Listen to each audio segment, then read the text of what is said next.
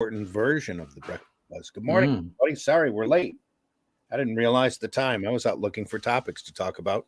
And believe me, there aren't very many as far as the news media goes that involve comics and that.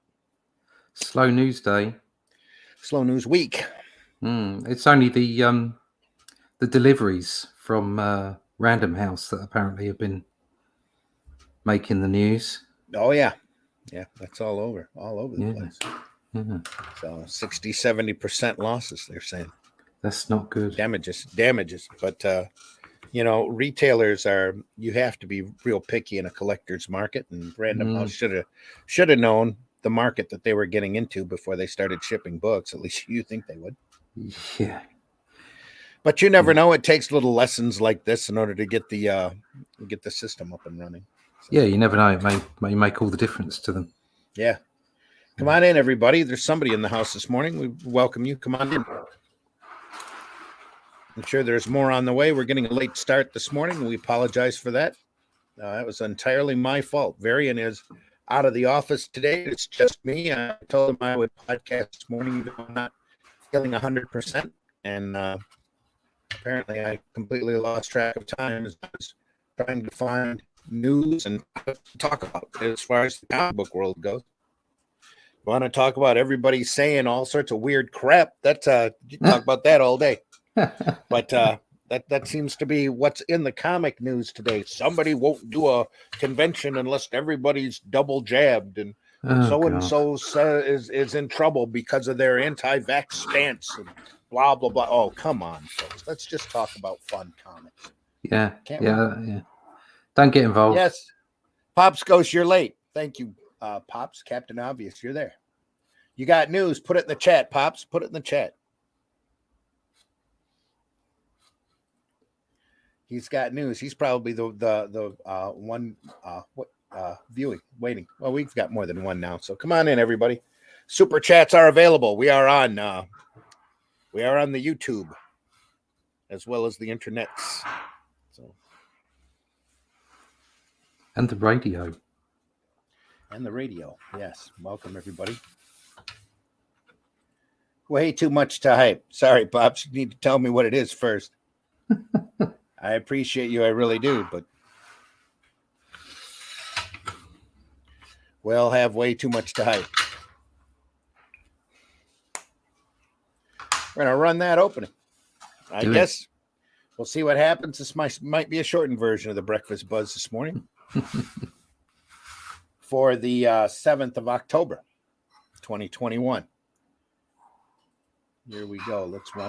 Let's run something of an opening and see what we do. I'm not wearing any pants. Film at 11.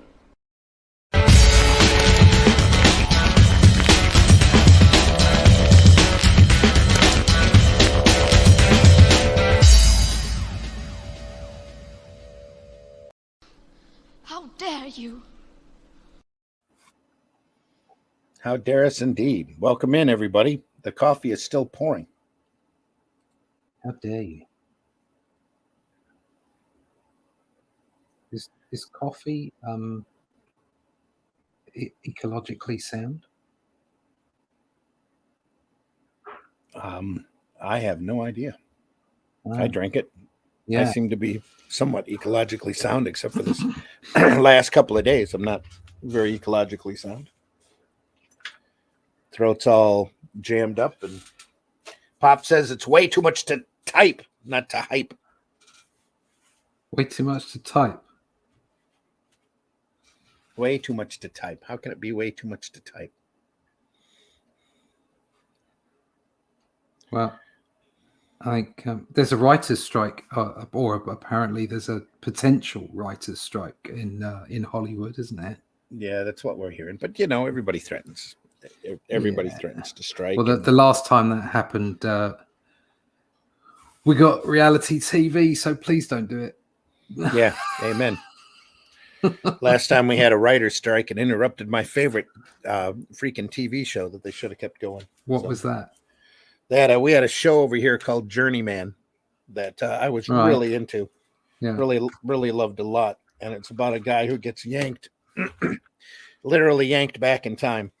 Oh, and he has to fix something in the timeline. Then he gets put back in place, and he's not sure why or exactly what's going on. And he ends up being yanked back in time, and he bumps into his dead fiance, ooh, and she's being yanked back. She's being yanked forward and back in time. oh, right. And ran across it. It's a long, involved story, but Yeah. it was amazing. I think it was, I want to say Alan Ball, but that's probably not who did it. It was just an amazing series. Very few people know about it. It only ran like 13 episodes, and they let him.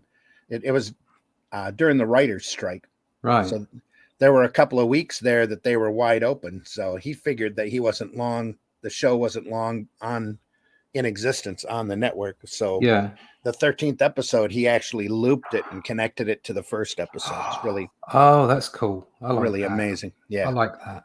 I like it. I just see too many things now, and this goes right across the board, whether it's comics or TV. Everything's just so extended. Yeah. It's just so hyper extended. It's like let's make something that should only last like 4 episodes, last 7 episodes or something. Yeah. It's just it's at least 150% too long, and that's everything. So even the stuff I've really enjoyed, like there was a thing on recently called Vigil. I was talking to Glenn about it, and that was at least 2 episodes too long. It was a good enough story, 2 episodes too long. And even the one I watched Kevin Falls was the one that created Journeyman. He went on to Kevin Falls. Yeah, he's done a number of TV shows. Yeah. I can't remember, was it The Fear or something like that? It was the one about being out on the ice, and that was 10 episodes. Yeah, and I think it was Ridley Scott with the BBC. And I know what you the one that you're talking about. Absolutely brilliant. It was riveting television. Probably the best thing I've seen in 10 years, to be brutally honest. Really? Yeah, and it was still too long. It was still 2 episodes too long, I reckon. It was still, but you forgave it because it was really good and really well acted. Well, Ridley Scott's really good. Majority of the time, he is incredible.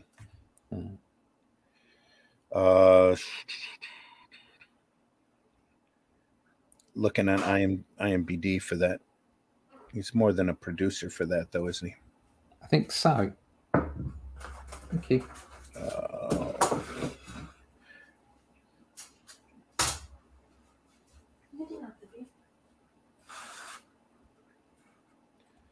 Was he director on any of that? I know it had. I think it had Terror in the The title. Terror. That was called. It was called The Terror. That was The Terror. That was it. Yeah. Yeah, The Terror. Yeah. Yeah, AMC ran that.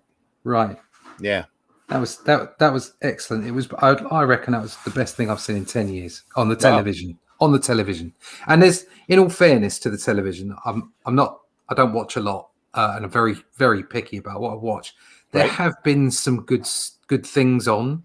So we had Line of Duty over here, and there were a couple other, The Bodyguard, which is a different thing. We spoke about that the other day. Yeah. Completely different from the Whitney Houston movie. Exactly. Yeah. Completely. Yeah. Yeah. And another couple of things I sort of barely remember, like mini series. Oh, there was one with the guy that's Venom.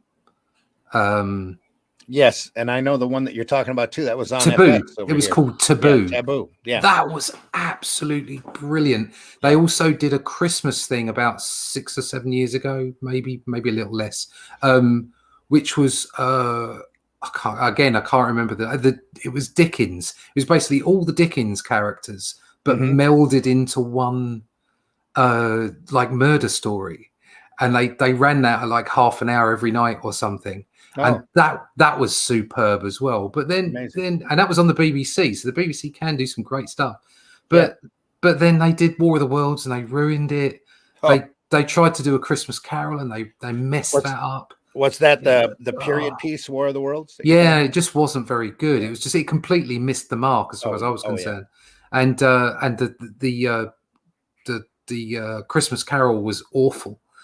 But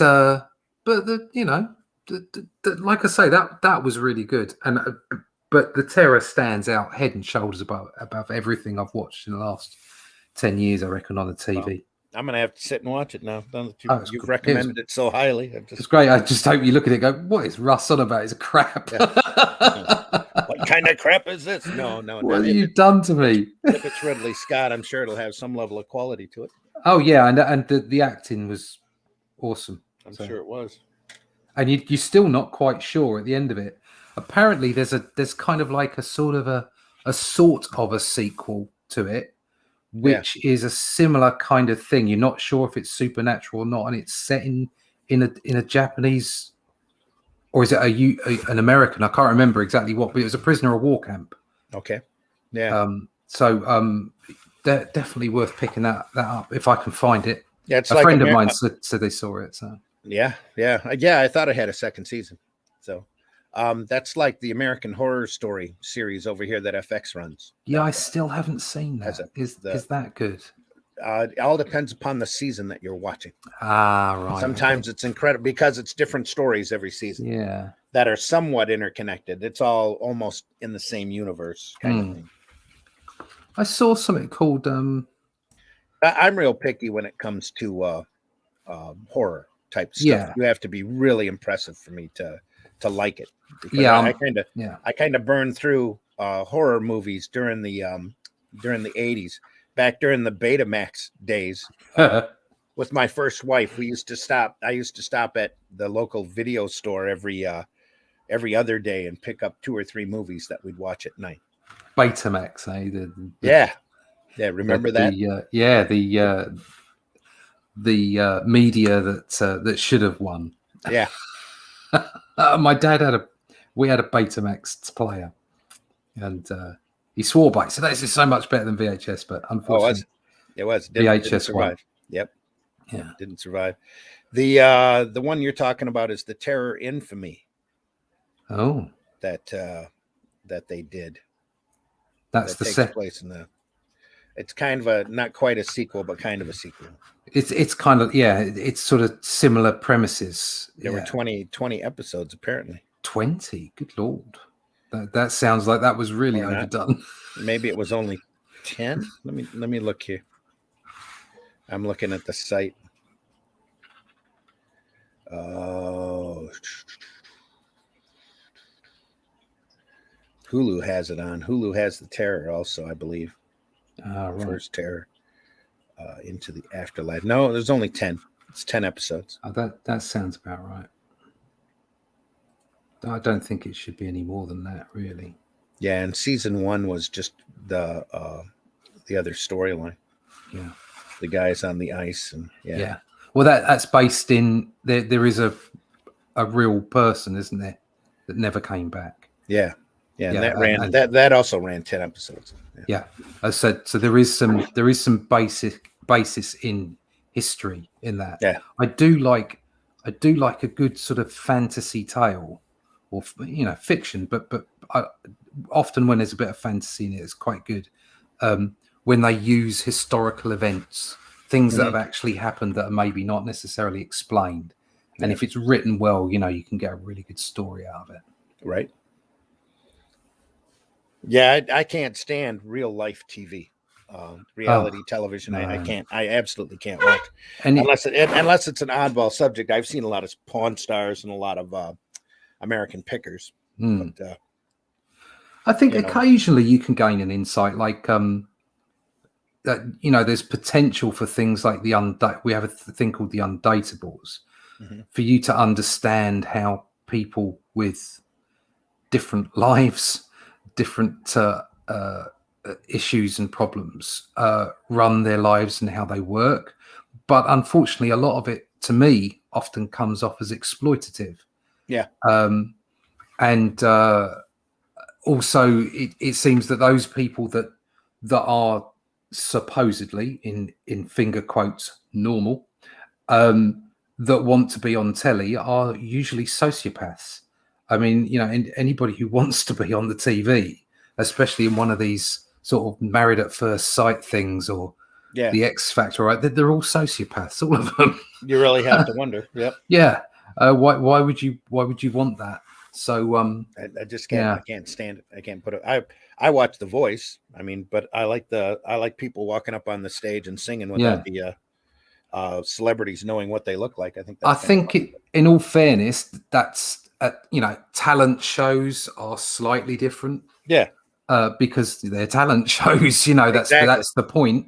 So I can kind of give them a bit of a pass, right? But the ones where like Love Island or Survivor and all that kind of stuff, these people, Big Brother, these people are nuts. If you want to go and do that, you're obviously desperate to be famous or whatever it is. So, not interested. Want to welcome people aboard. We are the BrEaKfAsT BuZz this morning. It's myself and Russ.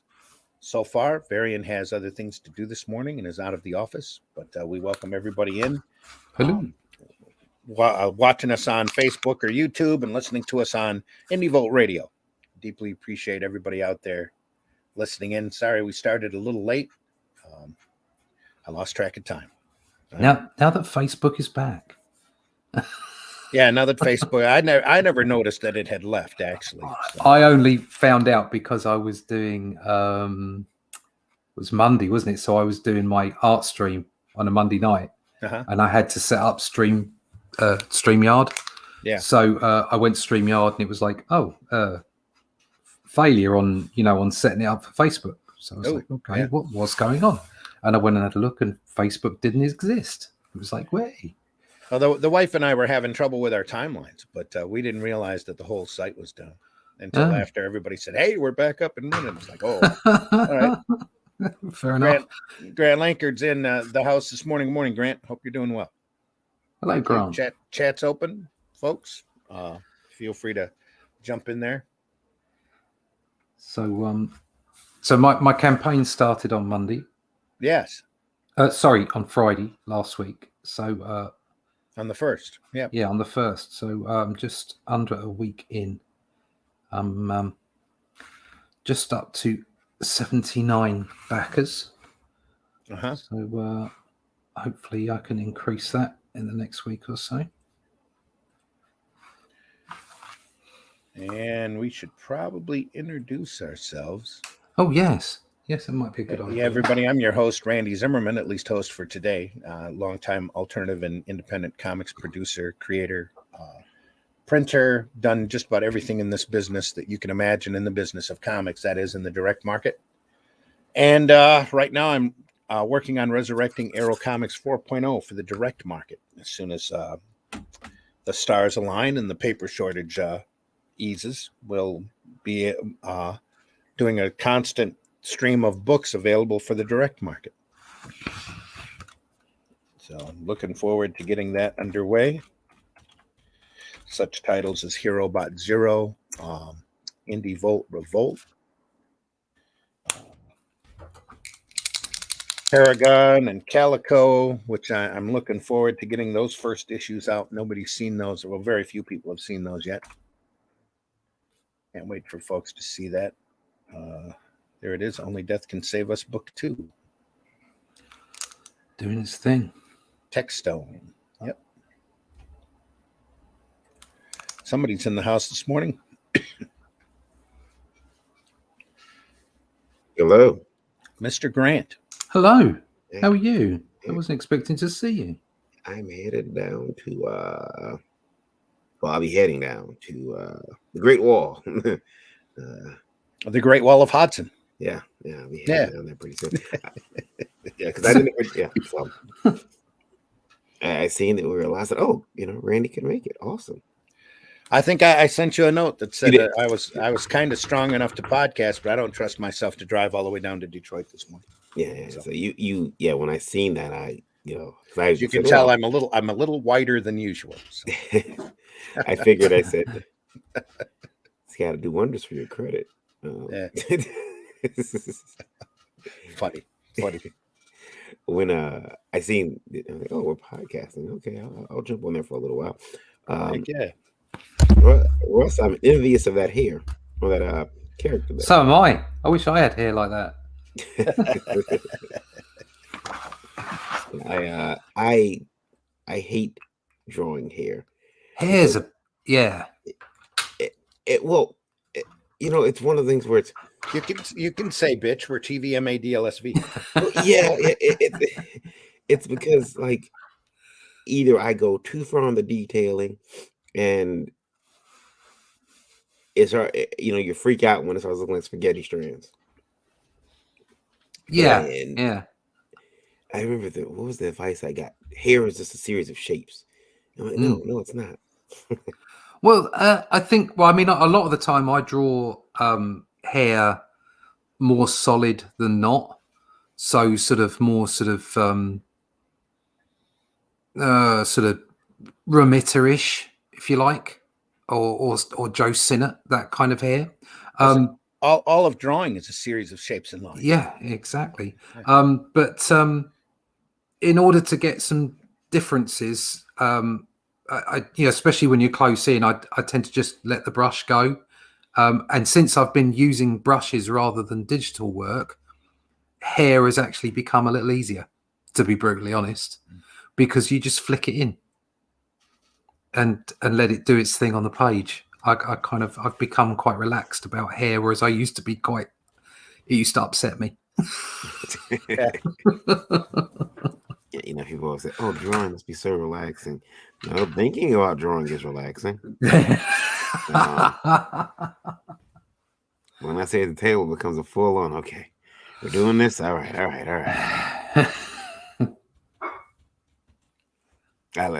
Let's.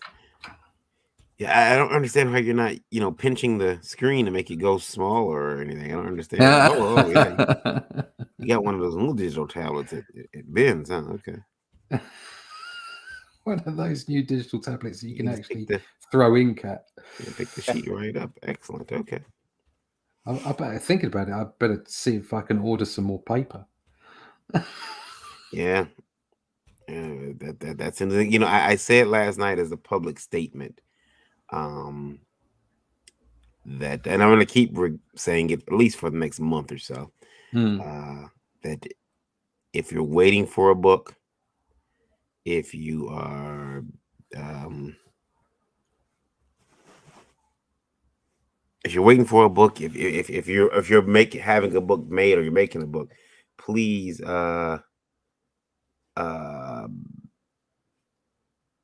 give people extra time because there's going to be a delay. This paper shortage is going to be something that's going to be with us for a while. I don't think I think it's going to affect our industry quite a bit. A lot, yeah. I don't think we've even begun to see the ramifications yet. No. So I don't think we've seen the top of it. No. But I mean, in our industry, in comics, and so a lot of these books that have been crowdfunded, have been promised to be to you, in October or November. Please consider that some of these books might not make it to you because I'm hearing reports of people, saying that I can't get 100 books printed in my local, print on demand place. Are you already? Yeah. And it's like 100 books. You couldn't even get that printed. Wow. And so listen, again, if you've got books out there you're waiting for, give that creator a time, chance to get them. It may be late by a couple of months, and it's out of their control. Now, to creators, again, let people know what's going on. Don't expect them to know. Let them know that, hey, paper shortage is going to cause a delay. Yes, there are going to be some people who use it as an excuse to grift and not release their product. But I like to think there are going to be more honest creators out there than ones looking to just grift the industry out of money. Yeah, total transparency is always your key when you're doing those campaigns, especially if you want to keep doing them. Yeah, and if you're getting ready to launch a campaign, maybe think twice unless you've got the paper locked down somewhere. Yeah. Think again. Maybe take time to work on your project if you can. Get it that much better. So when this looks better, when this gets better, you can, when things start to return a little bit more to normal, Is that a word? A little bit more normal? Yeah, Uh, welcome. Yeah. Is there ever really a true normal? Yeah. Yeah. Whenever we can get paper, then Things you can get print your back book. to, yeah.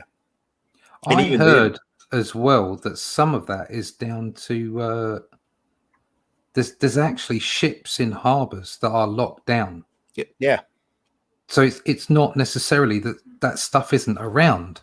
Yeah. It's just not moving anywhere. Shipping's getting harder to do. Yeah. Because of the containers, the large containers. There's an overstock of containers on this side of the coast as opposed to over in China. Right.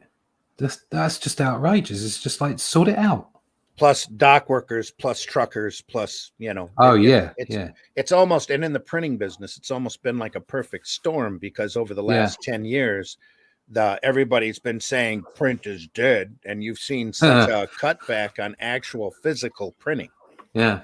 That now that we've had a year of people having to stay in their house and they get tired of looking at the same little screen all the time or spending the electricity or whatever, you've seen a harder reliance now on books, magazines, and comics. Yeah. So the physical paper demand is up, and the supply is low because they've had 10 years to cut back. There have been whole paper mills that have gone out of business since then. And and now the demand is way up and the shipping is way off. So you can't get from point A to point B, your supplies. So there's going to be a log jam, and that's what we're in the middle of now. Yeah, James, Eric Hodson's in the house. Good morning. Eric says FedEx has 20,000 job openings, just looking for people to deliver packages. And again, that's because everybody's home. Nobody wants to go anywhere. So nobody wants to catch anything. Yeah, no, Chris Fisk is in the house. Hail all. Yeah, we only go out when we have to now, instead of when we want to. We're all very, very afraid. I'll be staying in, thank you. And is also back to the paper thing, is just because you see another creator having the paper doesn't mean that the next is going to. So yeah, I mean it's gonna be it's gonna be difficult for there's going to be geographic differences as well, because I've Mhm. checked out some places over here and everybody's saying, yeah, there is a shortage, but you're fine. So and of course, if somebody sees me pull out 200 books on time and somebody else going, oh, I can't print 100 books, I say, well, that guy did. You got to bear in mind that I'm in the UK, Mhm. and that somebody in the middle of Europe might actually be in a better position than me. So, and not just that, every printer is different. Every printer has different accesses to different supplies of paper, and some might have more than others. Then some might temporarily have a backstock. Because you never know, that might last them a few months, and then after that, they're going to be in the same situation everybody else is in. Yeah, I mean, I know of a couple of printers that were actually aware of this kind of problem early on, and stocked up on paper. So saw it coming. Yeah. There's also like Chris again says the shipping issues are entirely manufactured. Hmm. We're looking at a deliberate economic sabotage. Those mandates are crippling and destroying our economy so our politicians can build back better.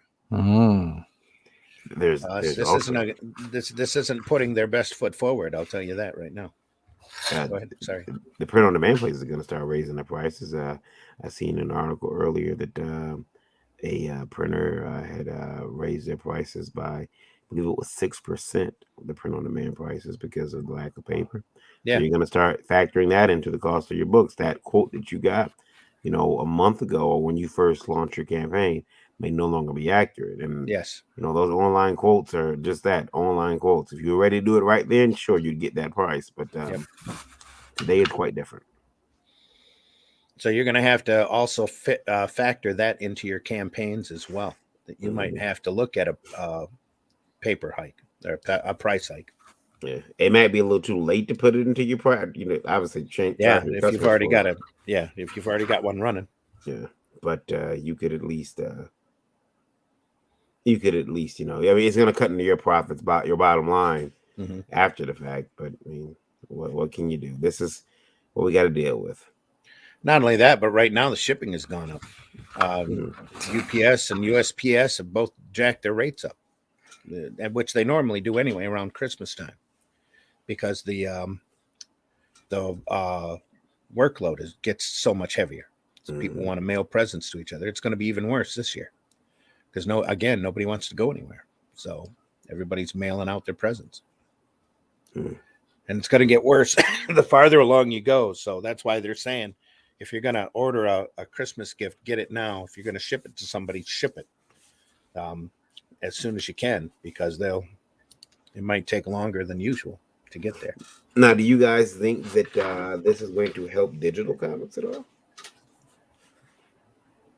No, I mean, if people are bored at looking at screens, they're bored at looking at screens, aren't they? It doesn't matter what it is. I suppose it could. But it depends what you're after in a comic. If you're,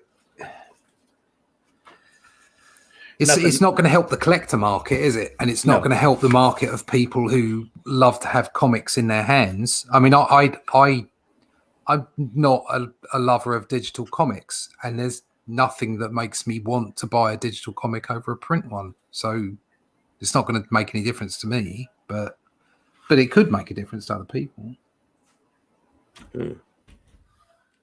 DC just recently gave out NFTs to everybody that attended a conference. It's a digital picture, but as a collectible, it's so easy to do. It's like, hey, have a file, Yeah, have a picture of my butt. Yeah, I can't see digital comics making any type of an impact unless it's completely rethought and reintroduced into the market under some sort of different way, some sort of way that's going to attract the audience. I mean, what was it? Shonen Jump is probably did the best on that, with offering a really low per month rate to open up their entire library to people digitally. That's I think that's part of the reason why manga is on such an upswing right now, is they're accessible.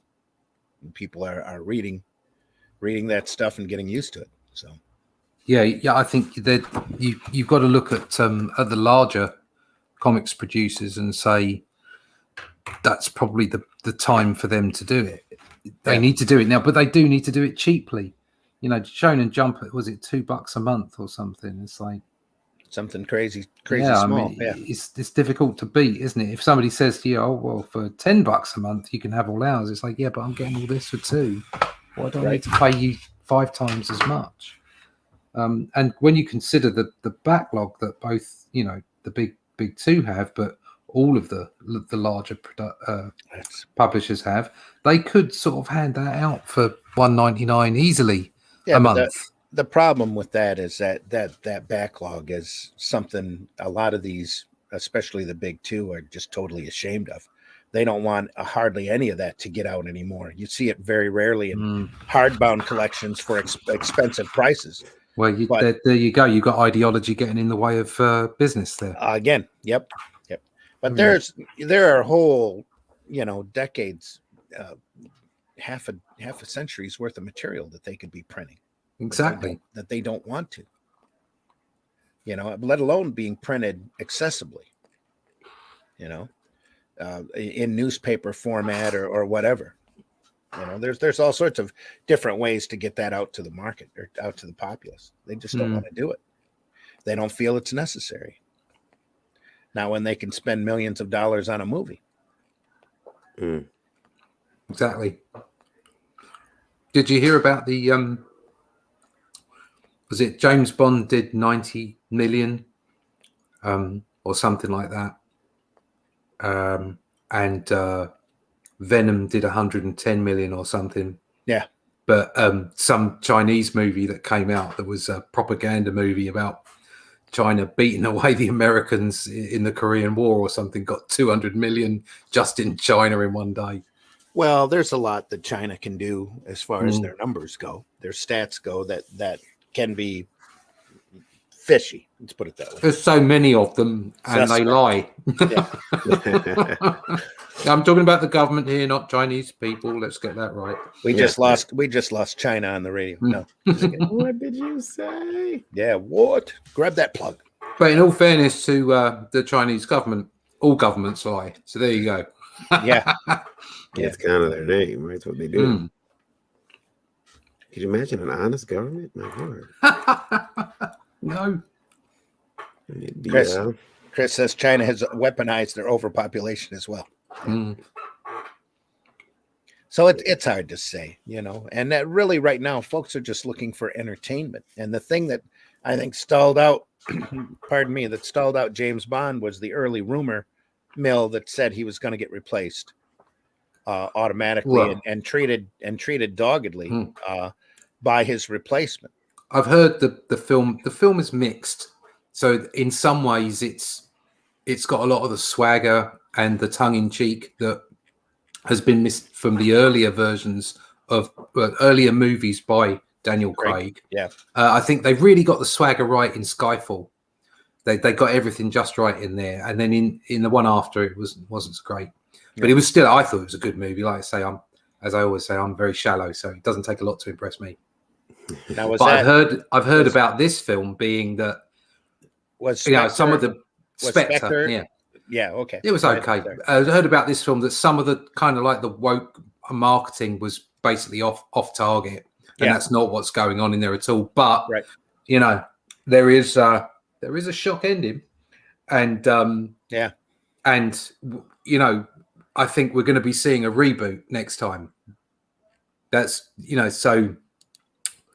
Well, Craig was tired of the character. Yeah, but before we've never rebooted. All we've done is say, I say, for instance, you went from Sean Connery to Roger Moore, and there was no reboot. It was just, this is now James Bond in the 70s with big collars. You know, that was all it was.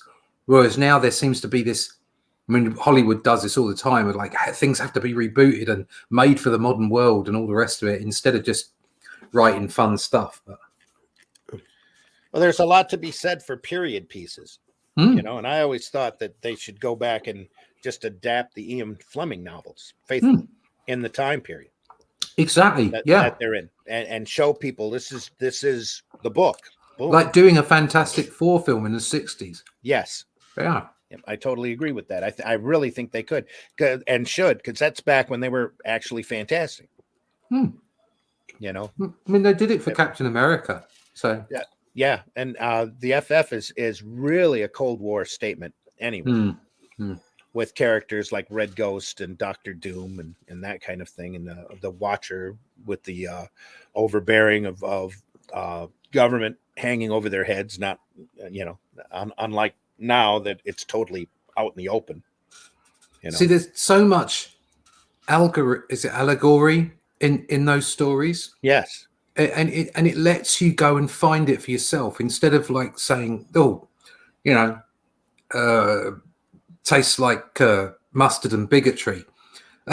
You know, it doesn't try.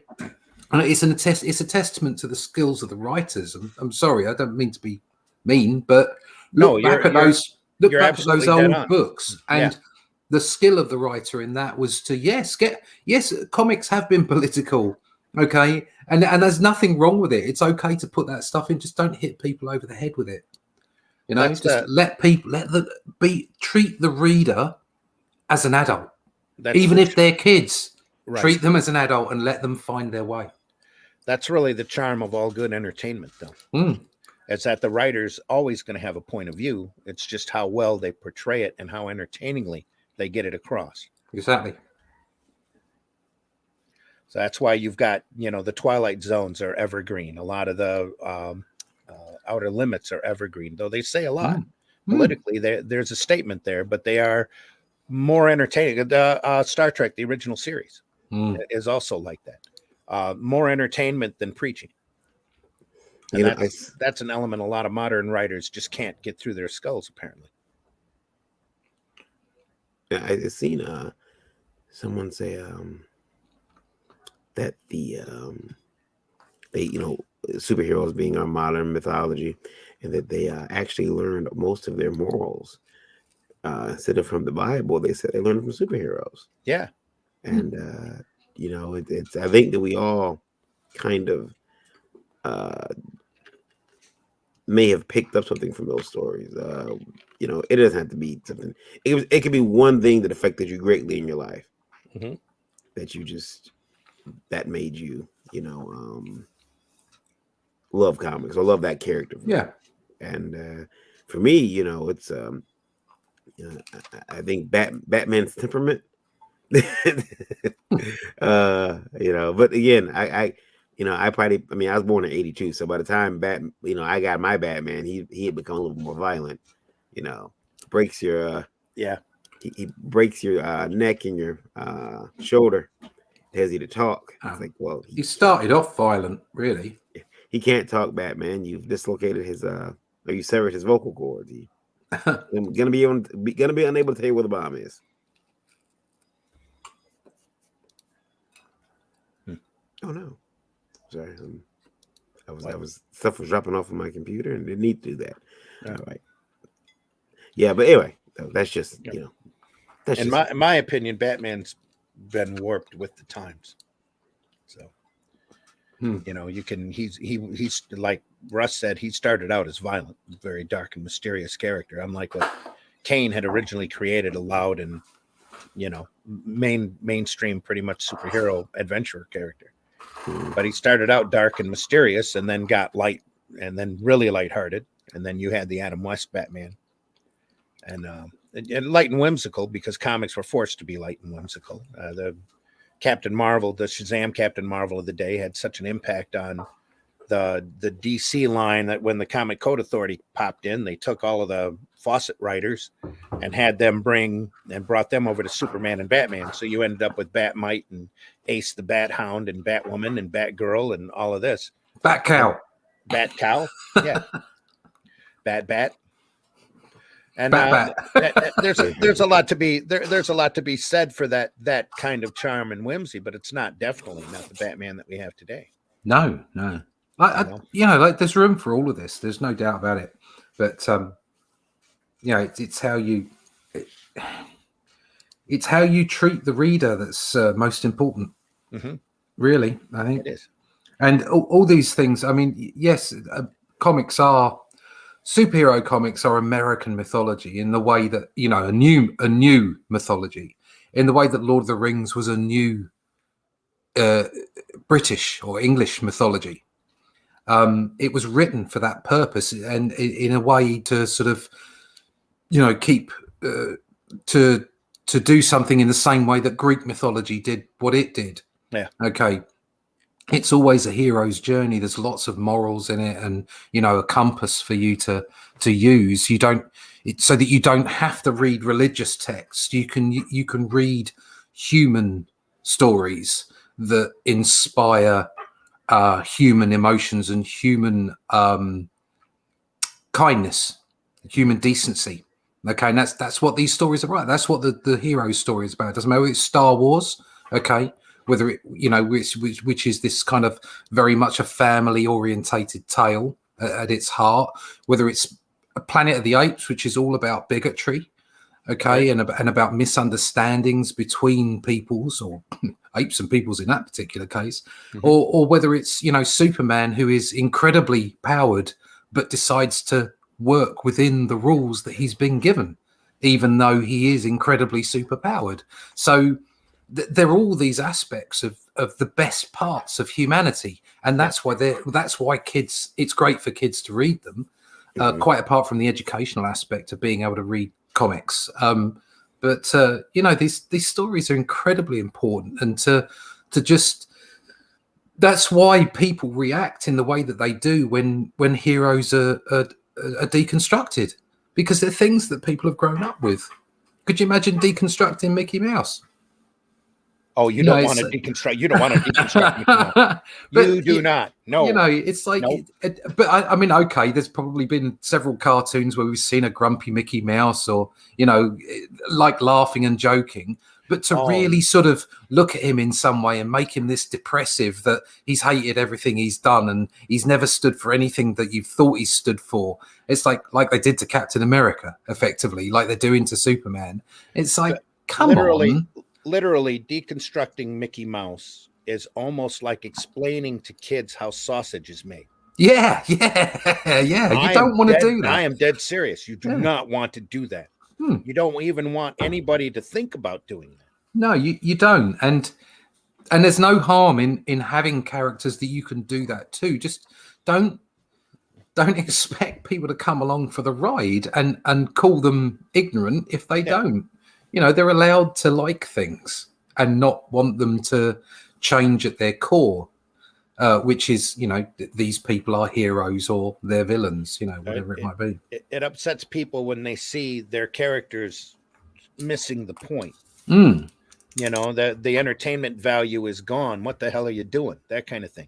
Yeah. That it just gets, quite frankly, it just gets disgusting after a while. You see all of these icons of these role models, these idols, their mythological gods and heroes warp and alter. Yes, people are going to get mad. Yeah. You know, go out and make new icons. Go out and do new stories. Make them sell. Exactly. You know, leave the old characters and the old leave the mythology to itself. You know, but that's what we're here doing. Drawing hair. Chris says deconstructionism is a tactic by Marxists to demoralize population. Everything you thought was good is now bad. Yeah, well, seems that way with a lot of the way these companies are treating modern superheroes, isn't it? It does seem that way. It seems like we're getting, we're gonna get. I don't know. It's I don't mind, you know, a little, you know, update of the heroes, but yeah, when you find out that, you know, when they do a comic and make sure they piss on any legacy of the hero, because intentionally, I think if it went back the other way, it wouldn't be as accepted. Well, it would. The people who are applauding the harsh and kind of like needless changes, if it went back the other way, and here's the thing, that pendulum always swings. It will. Yeah, that's the scary thing. Yeah, they're not going to accept it, you know, and it's going to be like, well, why are you doing this? Why are you saying this never happened? Well, yeah, because, you know, it's going to be a tough time. Russ, what kind of brush are you using? I've got, or should I say pen? Yeah, it's a Pentel. Like a brush pen? Yeah, brush pen. Yeah. Yeah. And so I've got two size Pentel brush pens. I've got quite a thicker one here for a nice thick broad line. I use the Pentel pocket pen, the Fudinaki's or is it Fudinaki? I can never remember this. That might be actually this one, which is the most expensive one I've got, but I don't use it enough because for some reason there's not enough of a point on that tip. I might have to change the tip and try again. And then it's the Tonbos. So these are great. They're fine brush pens. Okay, they're fiber tips, but lower it just a little. Fine brush pens, but they are absolutely superb for, you know, bits and pieces. They're like if you're doing small bits, they still have a flick to them, so there's still a brush. They're not like a fine liner, so you get, you know, really boring lines. You can still get thick and thin aspects to the line, even though they're a fiber tip. And then I use these as well. These Tonbo double-ended ones. So it's a brush at one end and just a fiber tip at the other. Okay. And I use that for the outlines because they're a nice broad tip. But also, if you're doing sort of speed lines, strike lines, if you use it in a certain way, you can get a thin flick to it, and they're quite good for that as well. Cool. So lots, but I use lots of different ones. Kirby Crackle. I've got a double-ended Copic here that I use for that, and thick tip. yeah, thick and thin. Yeah, and then I've got another Copic here, multi-liner, which is kind of like it's supposed to be a brush pen, but it isn't. It's just a really broad sort of brush type tip, but that's quite good for Kirby Crackle as well. Cool. Sorry to change the subject there. It just struck me that you were doing some great line work. Thank Wanted you. to know what you were using. So I've totally got into using a brush now. Joe says, what page of Only Death Can Save Us is that? It's page 11. Here you go. He says, good morning, all. Good morning, Joe. Hope you're doing well. Marv says, just came here to wish good morning to my buddies. Going back to work. Take care, everyone. Take care, Marv. See you, Marv. Deeply appreciate you. I understand I have books on the way. I can't wait to see them. See you later, Marv. Have a great day. Chris says, good morning. Chris says, good morning to everyone. Good morning. So, and again, you're listening to the Breakfast Buzz from October 7th, 2021. We deeply appreciate you being here. Varian, do we have any radio numbers? We do not. We do not. We do not. Okay. No, I'm sorry. That's all right. So we are connected to the radio, though, this morning, aren't we? No, there's been a disconnect. Apparently, there was some type of error last night. So it is playing, but we're not on it right now. But okay, I'll upload it. Cool. That's the beauty of being one of the beauties of StreamYard. They've done a couple of things that have allowed me to, made my job a lot easier. So, it used to be, you could download the video. Now you can download the video and the audio, or just the audio. Oh, So that's handy. Yeah, so you no longer have to like get the video and then just strip the audio out of it, which is still fairly easy to do. Yeah, but you don't have to do it. Yeah, right. It's one less step now. So awesome. It downloads in the correct format for the radio, and it's just you just add it. You put up your logo, the date that it happened on, and that's fantastic. Sweet. I try to set breakfast buzzes for if you want to hear them on Indie Vote Radio, I'll try to set them for early in the morning if we're not live, but I try to play them, Saturday morning too, people are up, they're drawing. Find that a lot of our radio listeners are actually creators themselves. Oh yeah. Yep. So hey, out there, when you listen to this, let us know what you are what you're drawing. You can even show us stuff. Send us some things over here at Indie Volt. Indie Volt live at indievolt.com. If you want to include a JPEG or two or scan of what you're working on, Varian might be able to put that on the air for us. And we can take a look at your work. We'd love to see it. From wherever you are. Yeah.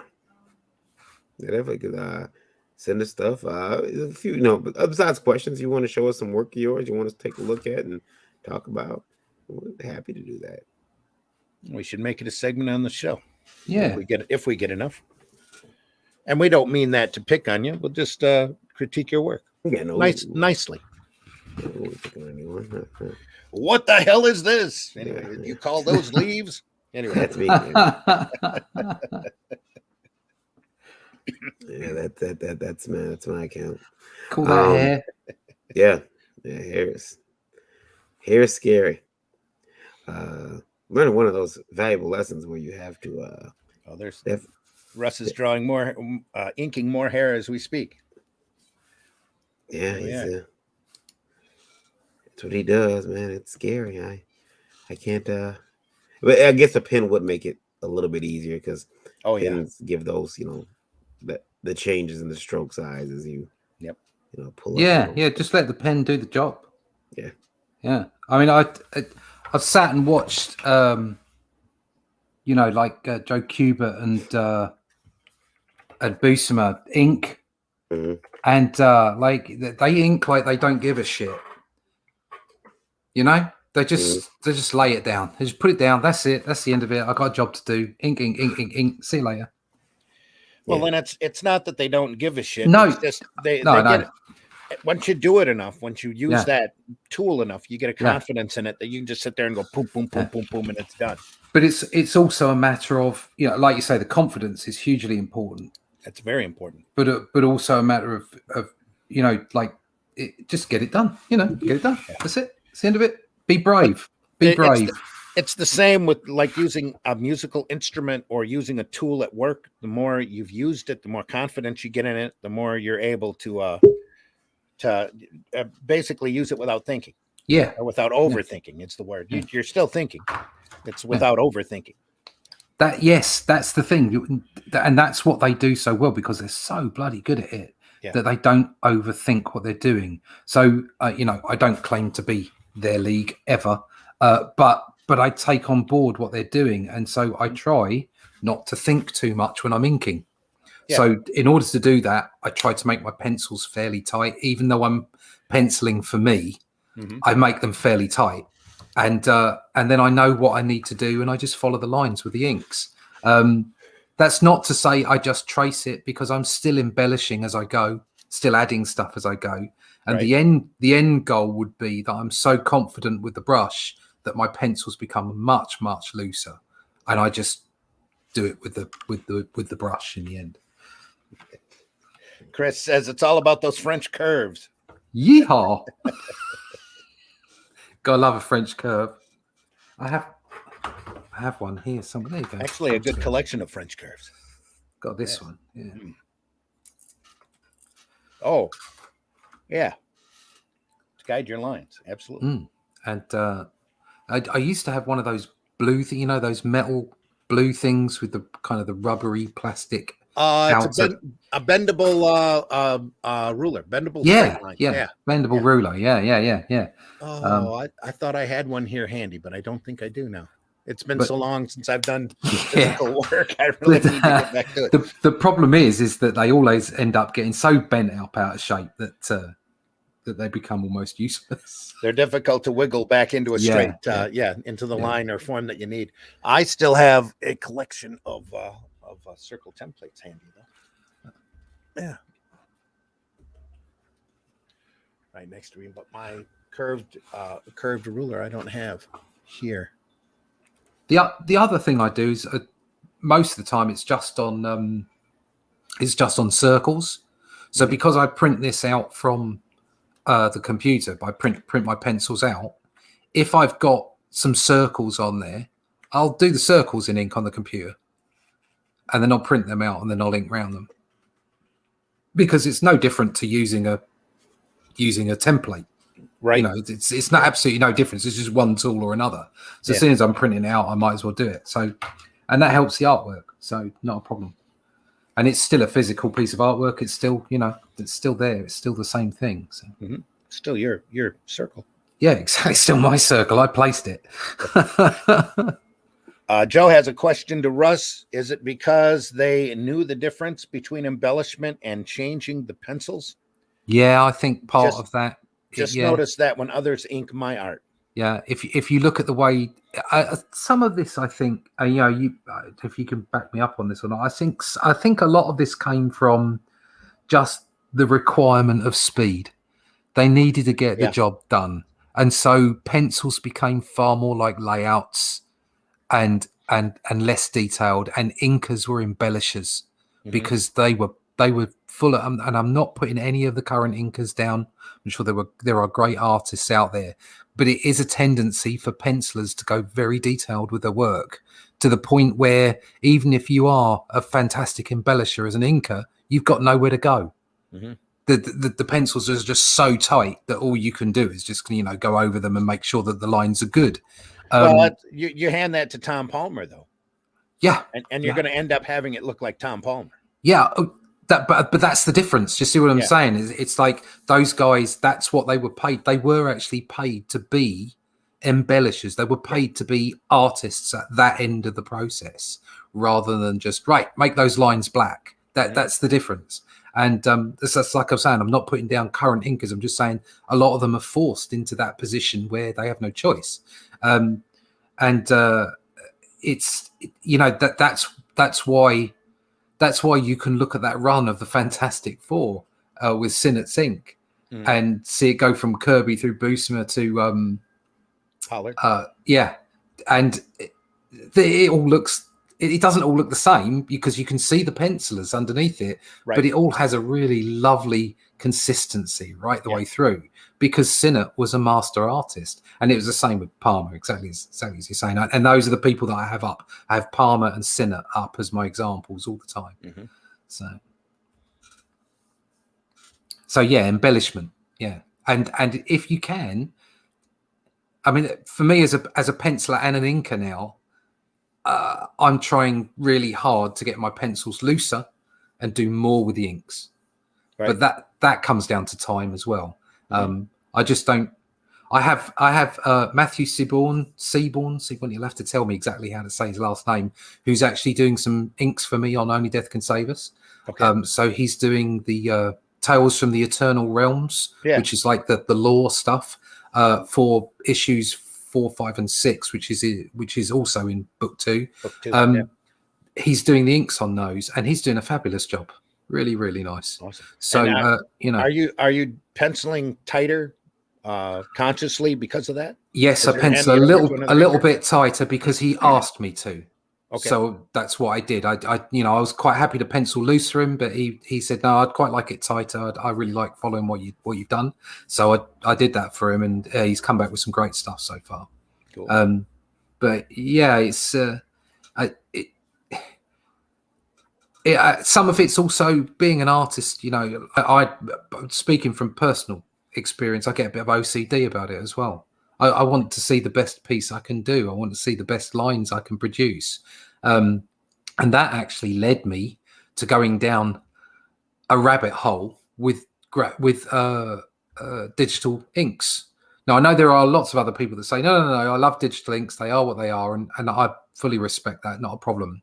But I went down the rabbit hole with digital inks. I did that in the first book. And I got to the point where I thought, these lines are great. They're really doing what I'm doing. Everything's perfect. As far as the lines themselves, not my work, that still needs work, but the lines themselves, they're perfect lines. Don't like that. There's not enough energy in it. And that's why I've come out and started doing inks on the page, because it doesn't matter what you do. There's a life about the line drawn on the page. I don't know what it is. There just is.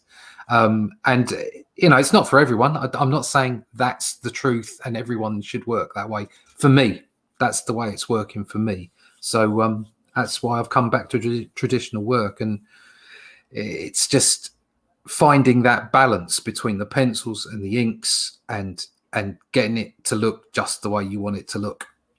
But also there is some speed to that as well. I have 2 other jobs that I've got to do, as well as Only Death Can Save Us at the moment. Only Death Can Save Us will be on time because I've built that into the schedule. But it does mean that I have no choice but to get on and get things done.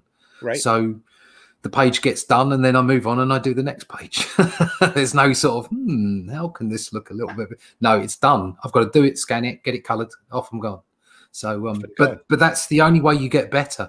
Yeah, it's by constantly doing it and doing it and doing it and doing it. I've noticed the improvement over the last 5 years, where I really have been motoring, drawing all the time, and it really has made a difference. So. Yeah, like I said, it's like learning any musical instrument, any tool at work. The more you do, the better you get. The more confidence you get in using it. Pardon me. Just the more competent you become.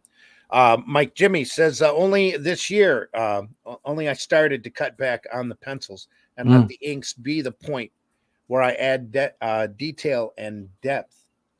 It says the lines are perfect, but the work feels flat. Yeah, it can. Yeah. It all comes from form. That's where it all comes. Everything great about any comic book panel comes from the form within it. Comes from the how you put it together. So even if you do ink it digitally with the most perfect lines, it's the form that shows through and makes the panel great.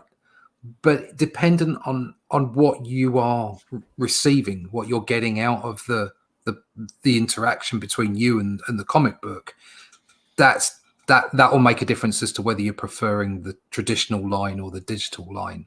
I'm a big supporter of digital work, okay, because I did it myself for so long.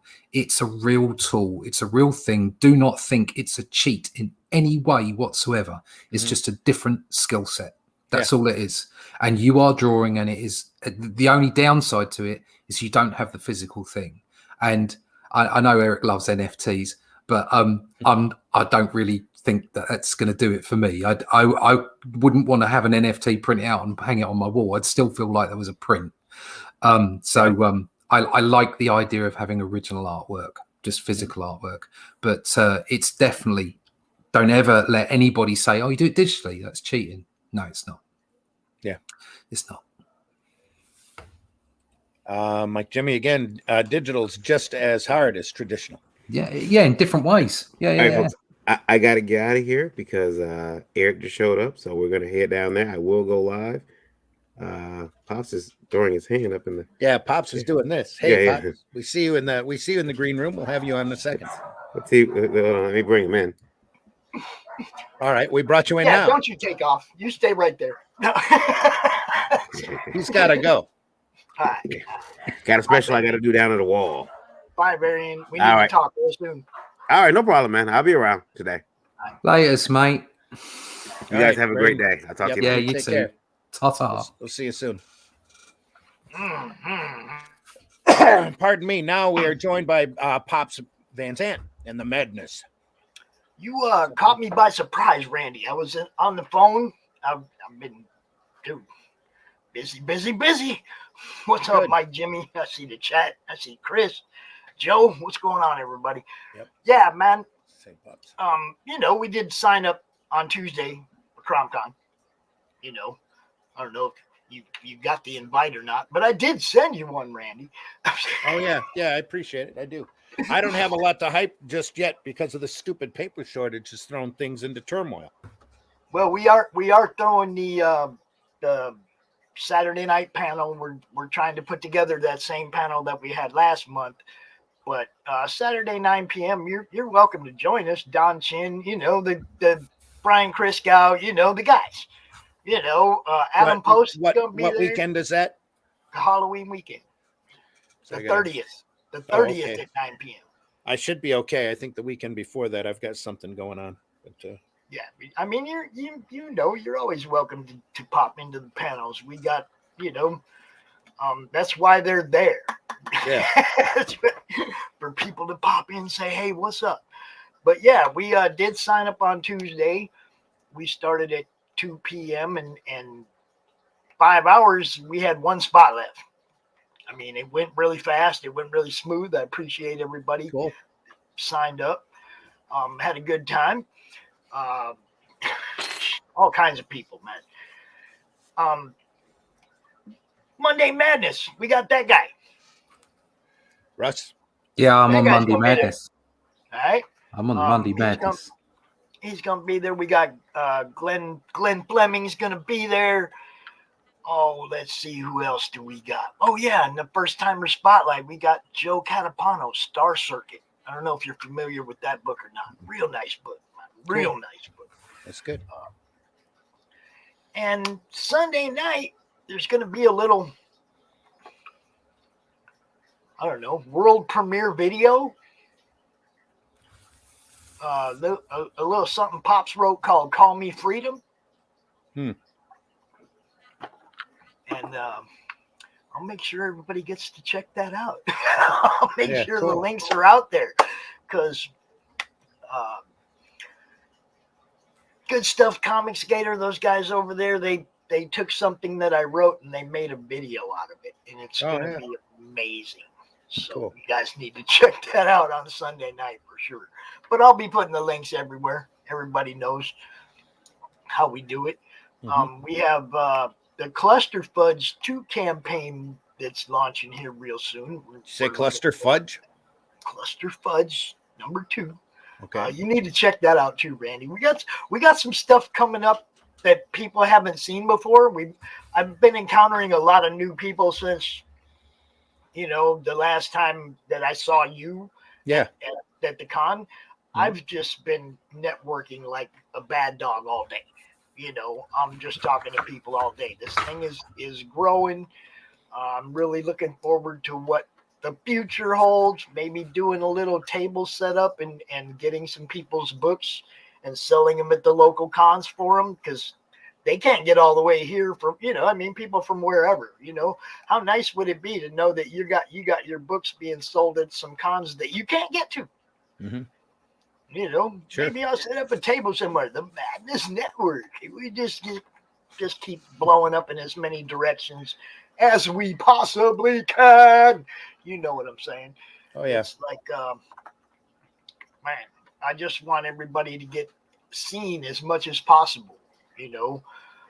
Also the banner program. Look, you guys, I've only got a few banners. I need some of those banners to put over the Facebook group that say that have your project, and just somewhere on it, just write Comic Related Madness, so the group's represented. But I've only got a few, man. I've only got like 4 or 5, man. Niobe says, you mean how Pete is selling Niobe today at NYCC? Exactly. It's nice, isn't it? That's what I'm saying. It would be nice for people to be able to get their books sold at cons they can't get to. Absolutely. It's a good idea. Well, that's Varian and Liberty does that. They'll set up at shows and offer the different books from Liberty that are available. Yeah. Yeah, you got to get out there and in front of as many people as you can, no matter how you can do it. As long as you got somebody out there who's going to do it for you at a show you can't get to, that's a good thing. And there is character development in the. There's still a lot of people that don't get online. Oh, I know. That want to read good books. Yeah. A lot. Look, what do they say? Like 90% of comics fans don't Twitter. They don't Facebook. They go to their LCS, and that's where they buy their books. One thing I agree with Mark Miller on is that the majority of the people that are on Twitter don't buy comics. They want to complain about comics, but they don't buy comics. So there's some that do. It's a good marketing tool. There are people up there that do buy comics, but the majority of them just want to go up there and bitch and be bitter. So I don't hang around Twitter that much. I don't know. I got Russ calls it the twatter. Yeah, the twatter. I got pretty good following up there. I've picked up quite a few people, and not only that, but like there's people that Facebook and don't Twitter. Yeah. Right. Yeah. So when I share stuff from the group up there, they haven't seen that before. They're like, "Whoa, where'd that come from?" And the same thing when I grab something from Twitter and I bring it down to the group, it's like people in the group they never seen that before. I'm trying to bridge that gap a little bit, by doing what I do. The hub, man. I'm just trying to build the hub. We got podcasters, we got content, everything. We do also have character development is happening for Pop's book. I've seen a couple sketches. I know what's going on. It's gonna be fun, dude. Randy, I'm getting that juice, bro. Nothing like it, buddy. Nothing like it. It gets into the blood and never goes away, buddy. I got to tell you, dude. I'm getting that juice. It's like it was just my idea. Rich is gonna do the meat, but man, I'm having fun just throwing ideas at him left and right and just listening to him grumble about it. Yeah. Bloody writers. Yeah, we're definitely. Mike Jimmy says, and hey, check out the Radiant site #1 now on Indiegogo if you want to read some romance comics. There you go. And those are coming back too. There's a few of those do it popping all. up. Heck yeah. There's a few of those popping up. Let's do it all. There's a surprising amount good. And it's not like they're like fanzine level. They're professionally done, great looking, like Mike Jimmy's book there, just beautiful, pretty. Yep. It's just like the Western books that are coming up and out. That have you guys ever interviewed? Fun campaign. Have you ever interviewed Zing Zin? Well, we've had him on Indie Vault before. Dude, yeah. Look, I just read that book. Mm-hmm. And here's a Pops one sentence review. Some creators need to step up their game. That freaking book is amazing. Good to know. Amazing. Cool. Dude. I'm just like, Yeah. wow. Every page I turn, I'm just like, wow. You know, I can't wait to see the animated show that's coming off of that. Me You either. know, that book got rejected 157 times, Randy. Yeah. Did it? I know 157 people that are dumb as fuck. I'm just saying. How could you look at that and not go, yes, I want to do that? Crazy. Chris says, check out Infinite Tale. Right? I'm sorry if I killed here, that, I Chris. could wrench all those, but Infinite Tale Chronicles. If you're into epic fantasy adventure, 25 days left to back on Indiegogo. Oh yeah, that looks really good.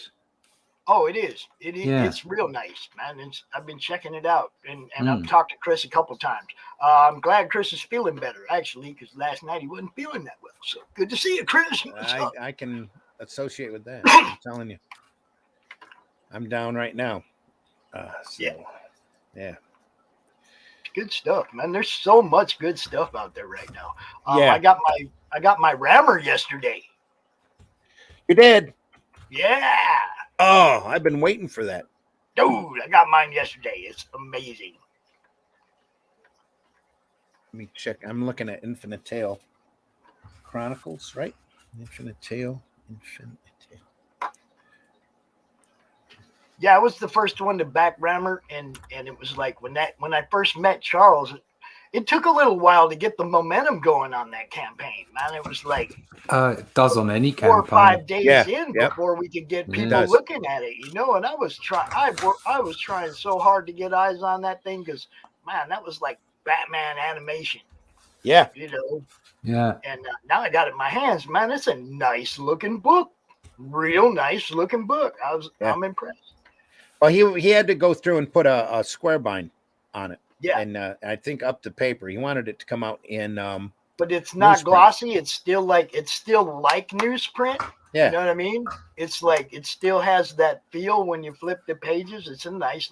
I haven't read it yet. I can't review it itself, but great shipping. You know, good fulfillment on time.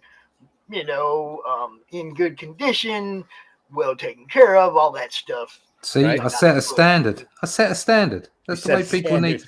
That's the way people need to print their books now. Yep. It's man, it just gets to be more fun all the time, man. You know. It appears Exciting Comics 17 is sold out. Ben Dunn of Antarctic Press said it's been the highest selling issue since number 3. Good for you, Niobe. Good stuff. for you. Good to know. That is awesome. I hope it does really well for you, bud. And again, that's Exciting Comics over at Antarctic Press. Niobe Comics has his strip in there. I think there's 2 other strips in that book at the same time. So good for you guys. Good for Antarctic. Exciting Comics. Thank you, sir. Welcome, sir. Yeah, when I talked to Zin Zing the other day, he said they sold 4,700 copies of that book, and they never did crowdfund one. Yeah. He just put in the work and the work and the work and called stores and called stores and called people and tried to get that book. 157 rejections, almost 5,000 copies sold. Yeah. Come on, man. You know, if something's good, people are going to buy it. That's all there is to it. You know, it doesn't matter where they have to find it. If it's good and we can get it in front of their face so they can see it, yep, people that like it are going to buy it. You know, we just got to do our jobs. You see all them new pins popping up there, man? Woo, look at all that. Yeah, just like Variant's hat. Yeah. It's starting to fill up, man.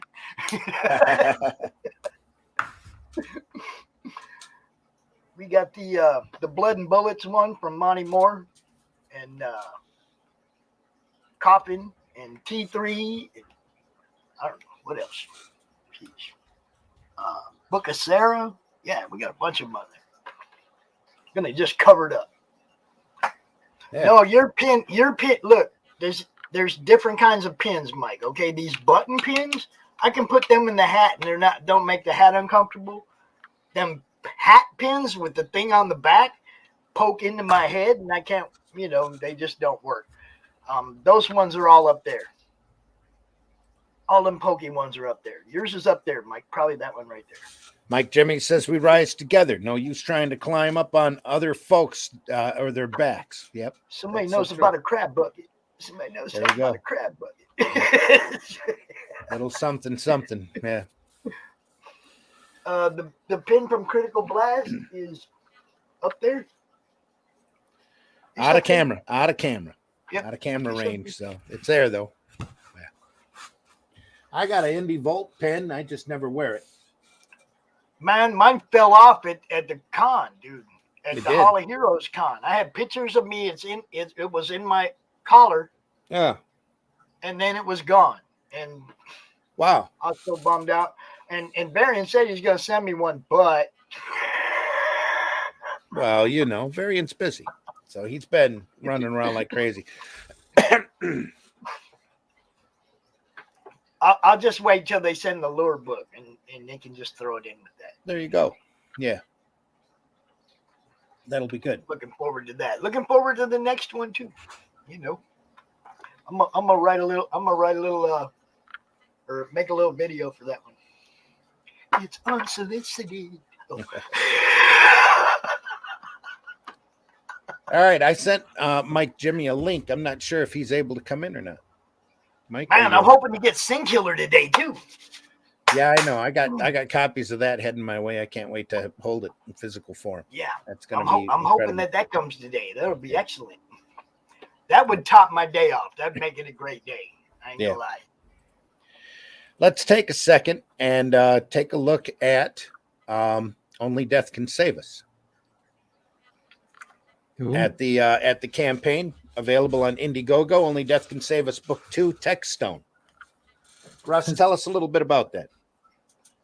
Well, Tell us all about that. it's the follow up, obviously, to book 1. And if anybody read book 1, they'll know that there was a little bit of a change at the end of the book. There was a twist in the tale, and you join Dee and Chrissy just after. Well, you're not quite sure exactly how long after, but they're on their travels, and they hit ground, and they effectively stumble into even more shenanigans, a deeper cosmic secret, another key, which is the tech stone, another stone, and souls are missing, and they need to find out where those souls are and what's going on. And through one way or another, because they are parted at one point, they're thrown together again and off into another adventure. And they do kind of turn up on Mars, as you can see there. There's some clues in the cover. So like the first cover was sort of an amalgam of Dee battling the Horde, whether that was in the first age 18, 20 billion years ago, or whether it was the current one. It didn't really matter. It was him and the Horde. And you can see that the Horde this time is joined by some sort of vaguely human-y looking cyborg things, and they're all dressed up in metal and what have you. So something's changed. Something's gone on. Something's happened between the first book and the second book, and Dee and Chrissy are there, and that might just be a red planet in the background. So there you go. Nice. Only Death Can Save Us Book 2 Text Stone. Yeah, I'm glad I bought this one. Thank you. The campaign just started on the 1st. Yeah, we're doing really well. We got a great response on the first weekend. Sweet. I've obviously got some more campaigning to do and go and see people and get myself out there. But very pleased with the start. Very, very pleased. Yeah. And 24 days left in that campaign, so you want to get on that right away. Get out there and do it. Now this is one of them books that has me all. I don't know what to do half the time. It's like I want to be able to get all the floppies, which of course Randy's providing those. But if I get this book and and read ahead, then it's like I got to do it one at a time with the floppies. So my ass has to wait to read all the story. Well, you don't have to wait. The idea of doing the floppies is to make them more accessible to regular comic readers at the direct market level, so that the retailers can make money off of this really professional product. Well, yeah, I mean that's what I mean. I'm a collector. I'm a floppy guy. Okay. I'm just not. My thing with graphic novels is you can't read one without messing it up. Somehow the corners, the edges are going to take a little scuff here and there. Just trying to read through 80 pages. You can't put it back in the bag pristine. You can get this one. You can get this one, and you can get a preview issue 1 signed by me as well. So you can get one signed. What are you doing with an issue 1? Have you paid for that?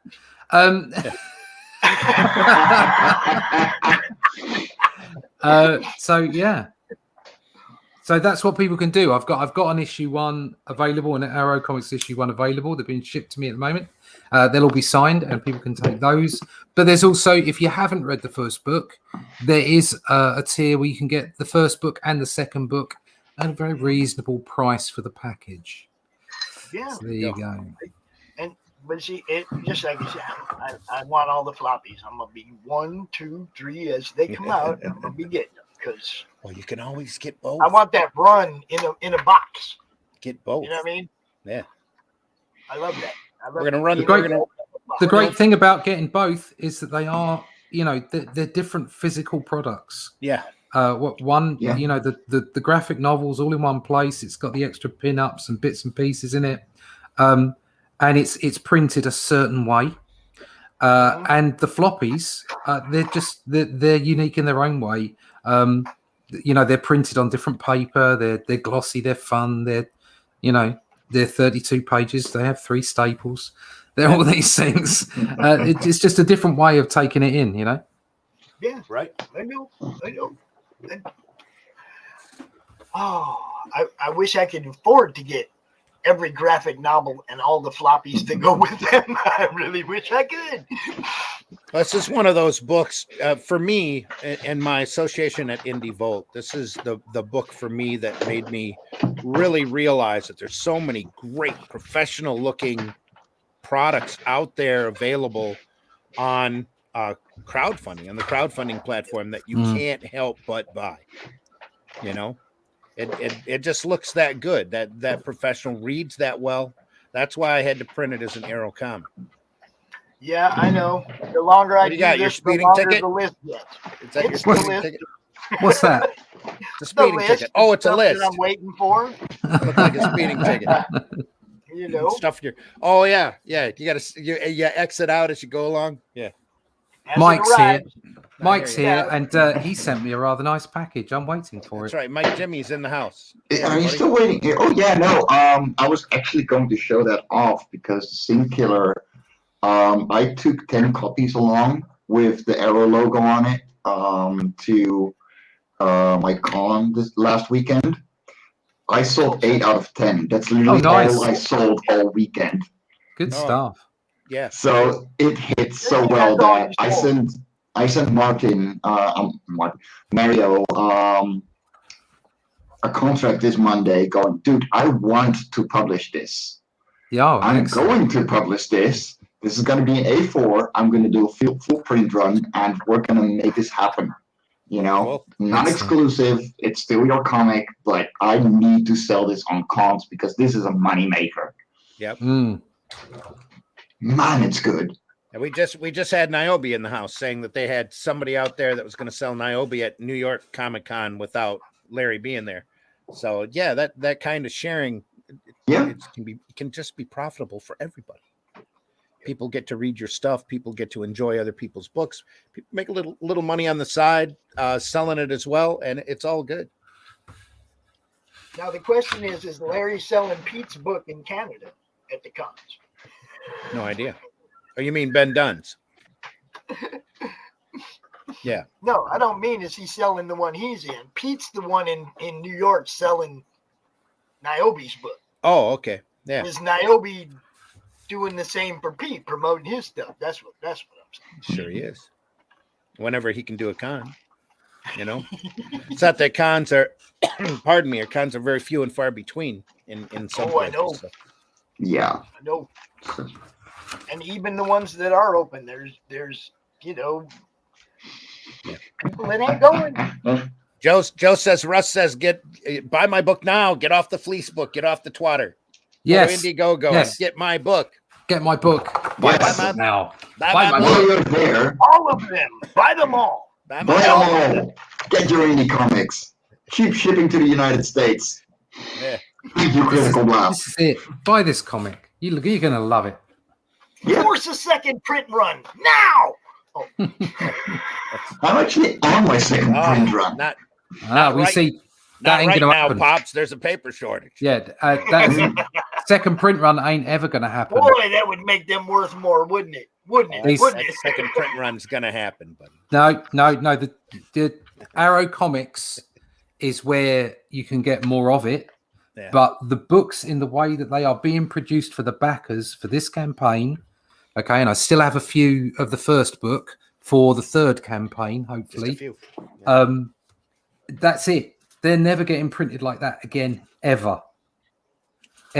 So the first books, I think there was like 400 of the first book. They'll be the same as the second and third, as long as I get the backers. It's never going to get printed like that again. I hope to do a compendium where they all get printed together, but that's Ooh, different. yes. But that's a whole different thing. That's a whole different broad game, and I may well print that in black and white. Like essentials. Yeah, exactly. Oh man. Yeah. Put it out in not quite that cheap a newsprint, but something it would relatively inexpensive. Yeah. It would have to be the same paper, although I could go lighter. I could go to 90 GSM because I wouldn't have color in it. You could So you probably wouldn't go be worrying. a little whiter. Yeah. So I could do that, but that's probably what's going to happen with the first 3 books. The first arc will be like an essentials book. That would be amazing. Hit me up because I know a printer that will do that really cheaply. Yeah. Yeah. Okay. Well, when it happens, I've got to do book 3 first. But when it happens, your name's on the list, mate. And hopefully Yeah, these paper supply problems will even out a little. Yeah. Hopefully, it'll all sort itself out. I mean, I'm talking. Book 3 will be next year, end of next year, I suppose, middle of next year, maybe. Yep. Depends on what else I get asked to do in the meantime, really. Meanwhile, I'm pushing to get this done in October. There it This is. is Life Love on and Quarter Cora. 5, page number Oh, 7. look at that. Just finished Yeah. it.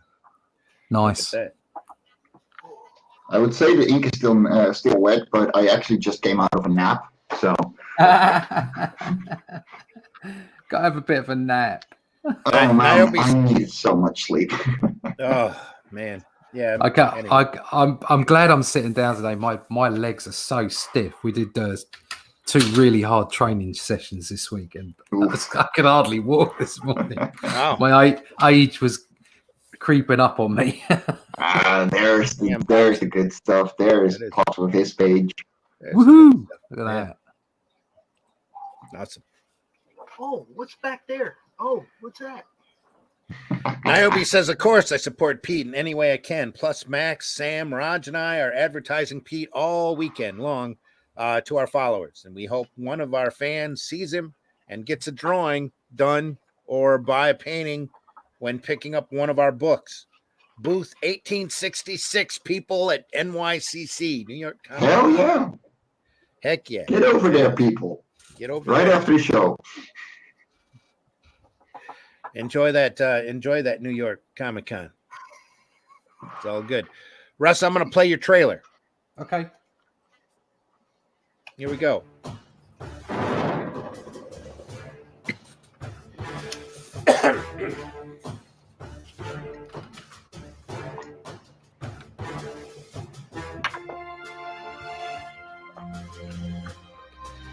Millions of missing souls.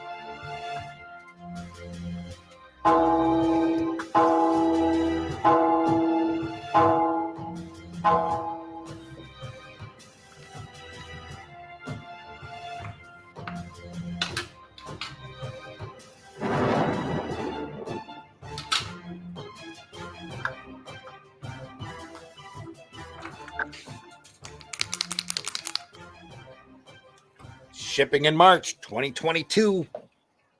Hell yeah. Only death can save us. Book 2 Tech Stone. All Yep. good.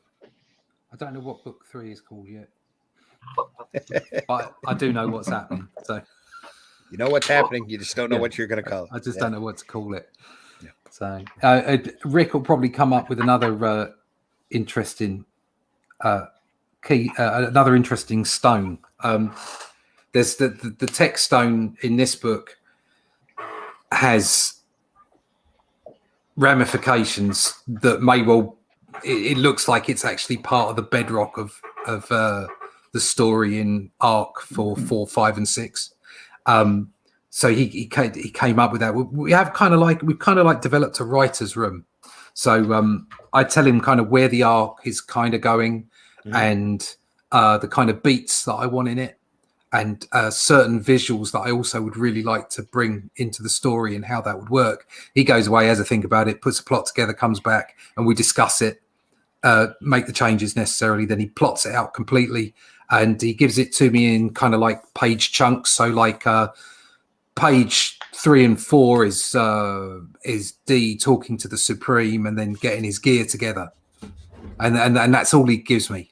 And then I go away and tell part of that in the way that I tell the story, and then he scripts it.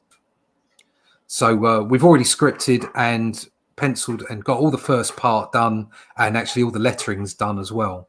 And the inking is close to finished now. So Adam Miller, I think I've got about 5-6 pages more to do. Yeah, Adam Miller just joined the stream. Says the campaign going to have a tier for book 1 and 2? Yeah, Russ. live right now. There is a tier for book 1 and book 2. There are 55 of them left. 55 of them. Go grab one now. Mine. Jump on it now. Be quick. Believe me, more than worth it. It's an awesome book. Oh, yeah. Awesome package. Great reading. It's an award-winning book now. It is an award-winning book. That's right. The award-winning book. Very impressed. I'm waiting for my award. Two times. So yes, I have an award for being an inker as well, which I didn't quite expect. Thank you very much. The physical awards are coming.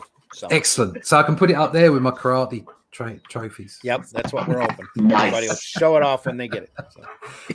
They're just the nicest trophies. I've got like several bags of them upstairs in the loft.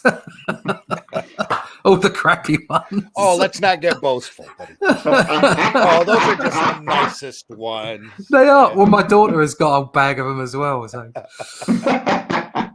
Oh dear. There you go. That's done. That page is done. It's finished. Sweet. Hang on. Got to blow that up again. Boom. Man. Done. So Look at that. Yeah. Yum. Yeah. That's Sweet. D coming to talk to the Supreme. Nice. Great. So there's that last panel is what? it's a Batman moment. It's like, gosh. Hey, Randy, can we have a quick look at the Radiant sites too, as well? Oh no, I didn't bring you on here to do that, buddy. That's not really? We're not going to do that. No. Just kidding. What do you mean? You're in for comics? What? No, we just wanted your 40s. What? Who? Adam says, cool. Thanks, man. It's grateful to Russ. Sin Killer says, finished working and changing clothes. Wow. Hello. Now we have almost all my favorite people on this panel. There we go. That's right. Pops is almost part of his favorite people. So that's how I say, get rid of me and bring Varian back on. We'll be fine.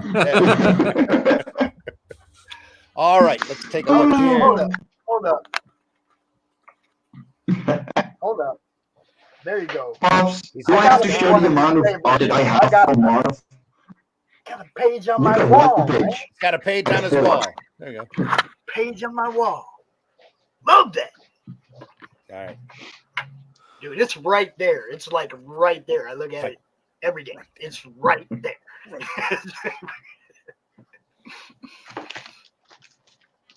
So look at that. The Radiant site number 1. So Dress for to the impress, people, especially if that dress makes you irresistible. oh yeah. So this is about a girl living in the slums, and she inherits a magic dress that makes her irresistible. and that way she climbs up in society, but also brings up society as a whole. It's going to go for 6 issues. This is the first one. We actually have a completely new creative team, so this is a little scary for me. It's by the writer from Love and Korra 3, so, you know, he made the Stone Silver, you know it's good. And he knows way too many awesome people. He got EJ Sue to do a variant cover, which is going to be Indiegogo exclusive. It's the limited feature tier, and it's epic. It's really, really beautiful. Adventures of Kimbit Na. Thomas Gold. That's it. There we go.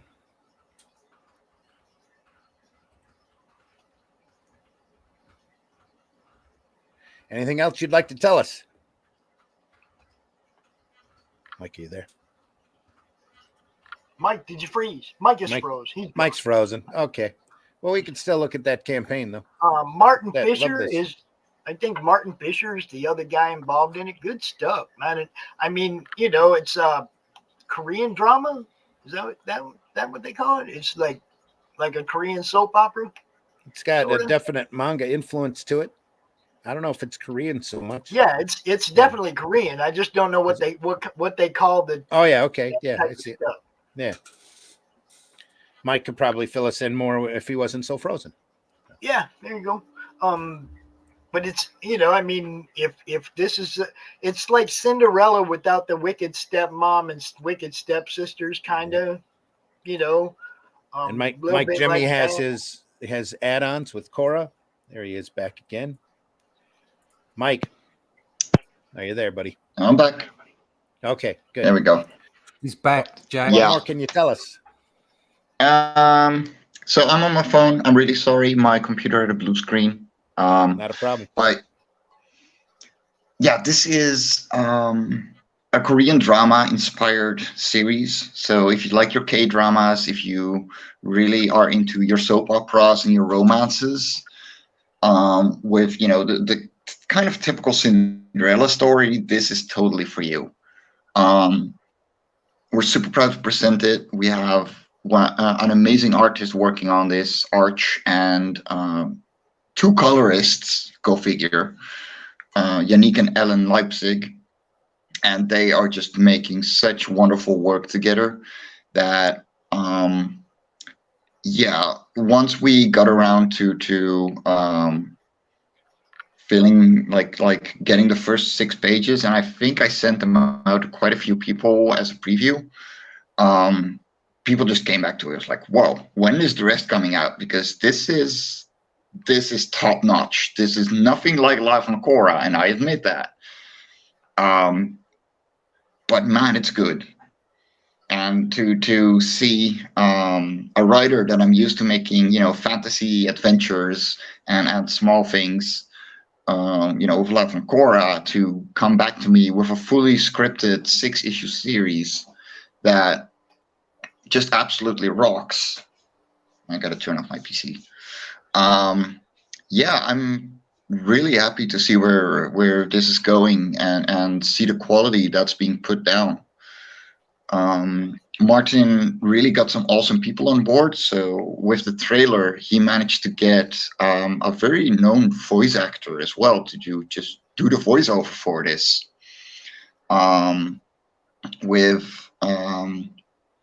She does, if I remember correctly, Hera from a currently running cartoon series. And damn it, I lost the name. But yeah, it's incredible to see something new that I'm going to be publishing, and to see the quality unfold before my eyes.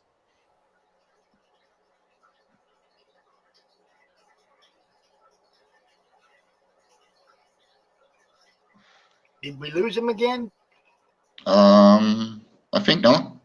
No, that was me. I was unmuted. I said, shall we run that trailer? Yeah, totally. All right, let's do that.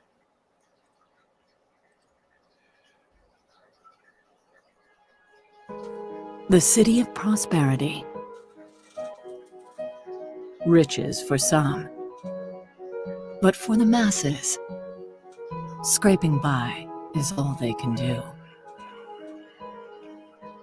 Meet Bitna.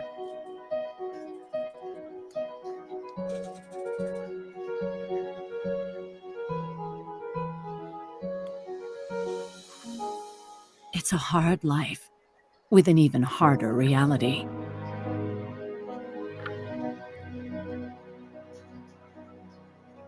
Living in the roughest part of town, it looks impossible to make it big. But maybe she will find it in a simple dress.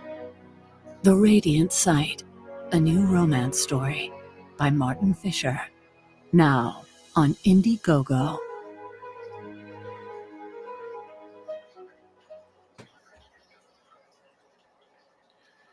And that's really it's a romance comic. So that's Yeah. going to make it a hard sell for you, especially in like the American market. That's even that voiceover though. It wasn't just the voiceover; it was the way it was written. It sounded mango. It sounded just. Yes. Do you know what I mean? It just had Yeah. had a feel to it. I think that could do quite well, actually. Yeah, it looked Well, nice that's as well. the thing It's too. beautifully drawn. It's incredible. Like I met Arch in February, and he was like, "Yeah, I'm gonna be out of a job in April," and I was like, "Well, maybe I got you a job," because Martin at that time approached me with the story, and I was like, "Yeah, I probably can do something with this. Let's go look for an artist."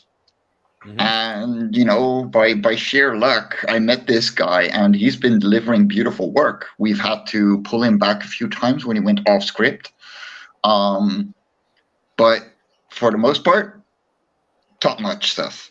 And I'm super happy to see this team grow. Excellent. Yeah. Adam Miller says, "I guess I thought Only Death Can Save Us hadn't launched yet. Back the book 1 and 2 tier." Thank you very much. There we Thank go. you. I'm on 80. That's lovely. 80. So I'm less than a week in and on 80 backers. That's great. What we need to do, Adam, is we need to share it as much as possible because I want to give people the 6 a.m. Magnets. So basically all 4 of the horsemen, once I get past 200 backers, which isn't too far to look. I got 271 in the first campaign, so I'm hoping that 200 will be all right. The first 200 people to back will get a free poster, a free pin-up. That's the Ink Spots pin-up, which is painted, which is actually a recreation of Arrow Comics issue 2's cover that I penciled and Ink Spots painted. And on top of that, once I get past the 200 backers number, then I'm going to start. It's probably either at 25 or at 50 backers. The stretch goals will start at 200. And I put a lovely magnet together last time. I got a great fridge magnet of D, but with a chibi on there. Here we go. With a chibi by 6 a.m. Comics. Hang on, let me blow that up. Your little camera there is small. Yeah, and awesome. And on Nice. the you can see the artwork for all 4 of them. They've all been done, and I think I might actually get a 5th one done. I might get Chrissy done as well, and they'll all be fridge magnets of one sort or another. I might make them so that they can all join up. But Awesome. I want to see that 200. If we get that 200 figure, everyone is going to start getting magnets. And I love the fridge magnets because obviously fridge magnets aren't useful. Let's be this is first world issues we've got going on here, but they are a thing. You know what I mean? They're a thing you can have. They're not like, I like stickers, but once you stuck them, they peel off. Whereas the magnets, you got them. They're there, or you could put them up on your mic if or your stuff around your studio. You can have them like up on the metal stuff. So I really like the fridge magnets. So that's what I'm going to be doing this time. So I'm going to be focusing on. And like I say, the first 200, you as one of the first 200 will get the Ink Spots painted pin-up for free. Cool. Absolutely cool. All right, everybody. I think we're going to call it. It's been a great breakfast, Buzz. We deeply appreciate you listening. We're heading towards the top of the hour, and even though we started late, I think we need to go. I'm about to hit a big coughing fit and probably head back to bed. So yeah, not you not need feeling to do good. that, man. Yeah. Well, have you just got a chesty cough or something? Well, the granddaughter come home with hoof and mouth from school. Oh no. And I think she spread it amongst everybody. It's not, thankfully, it's not a worse bug. And again, our hopes and prayers go out to Luke Stone. Oh yeah, Luke from the hybrids. Oh yes, and we hope he gets a speedy recovery real quick. We're hoping for more good news here anytime. So let's hope the best for Luke. That too. Brian who? Hawkins, Eric Hawkins' brother. Oh yeah. Is he in the hospital? Same situation. It's a rough time. So, well, real sorry. Oh, that's awful. Apex says very nutritious stream. Thanks for the comic breakfast. That's our idea. We're really glad that everybody's listening in or going to be listening in once we're up on the radio. And we wish you all the best rest of the day and best weekend coming up. And hope you get out there to your local retailer and get to visit them for a little bit. Where are we back here? Mike, Jimmy, let folks know how they can find you. If you can. You can find me on Facebook as Fairies and Ents. You can find me on Twitter at @and_ents. Of course, there's fairiesandents.com and the Radiant site currently running on Indiegogo. We can really use the help. We're currently only at 13 backers with 20 days left. I'm probably going to extend. But yeah, we really got to hit that goal because we got a really good creative team that right now is bleeding us money. And the quality of the comics talks for itself. And we really, really want to continue this series because no indie comics stop at issue 1, especially not something as good as this. And I was going to say this book might not even be in your average wheelhouse, but you might know someone who would love this book, especially what a great way to introduce people that might not normally read comics, that would read a romance comic, to enjoy sequential art, a good sequential art. So it's if they like manga, like this is definitely for them. And that too, if they like manga. Just look at that cover. That cover's amazing. And it's convincing as well. Yeah, I like the look of this. Yeah.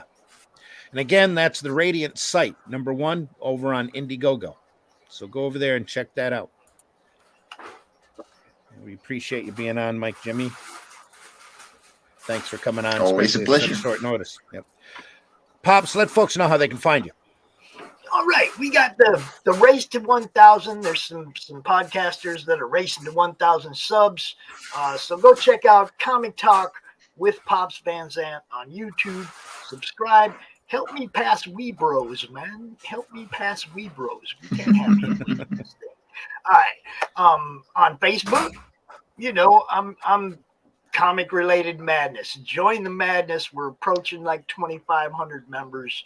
I'd like to get to 2,500 members by the 2-year anniversary, which is August 23rd, the 2-year anniversary of the madness. We're going to have a little bash. We got another bash the weekend after that, CromCon 18. Hollow CromCon. Don't forget to wear your costumes. Come hang out. Going to have a good time. Monday Madness every week at 4 Eastern. First Timer Spotlight on at 6 Eastern. On the YouTube channel, and Madness Comic on Twitter. Great.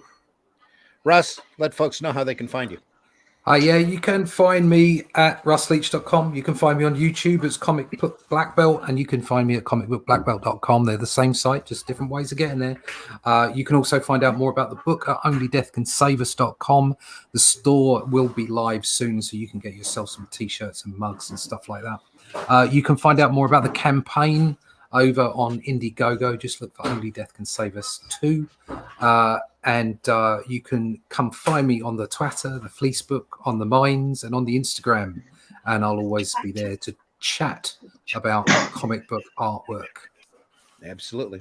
Only Death Can Save Us, book 2. Text. Sign up for the email list as well. I have an email list on all my websites. So russleach.com, comicbookblackwell.com, onlydeathcansaveus.com. You can get to the email list so that I can inform you of when things are happening. There's obviously, you get a few emails through campaigns and stuff, but I tend to leave you alone otherwise, so it doesn't fill your inbox up. So no harm in doing it. And it's free. Why not? Just do it. There we go.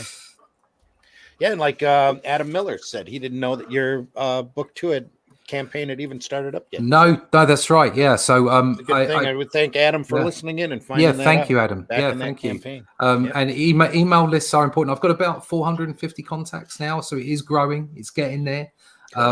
But also something that it's important to do, a little tip here, try and, if you are on your second or third campaign, remember you have useful information in your previous campaigns of those people that backed your book, and use that campaign to still update people. So I'll be updating people this afternoon from my first campaign to say, hey guys, remember, second campaign's open. So just a little tip there, make sure and use all the tools you can use. You can use, yep, absolutely. And again, we want to thank everybody for listening in, everybody on Indie Vote Radio, everybody on YouTube and Facebook. Deeply appreciate you. If you are over on Facebook or on YouTube, hit that like button, hit that love button, hit the subscribe button. If you're on YouTube,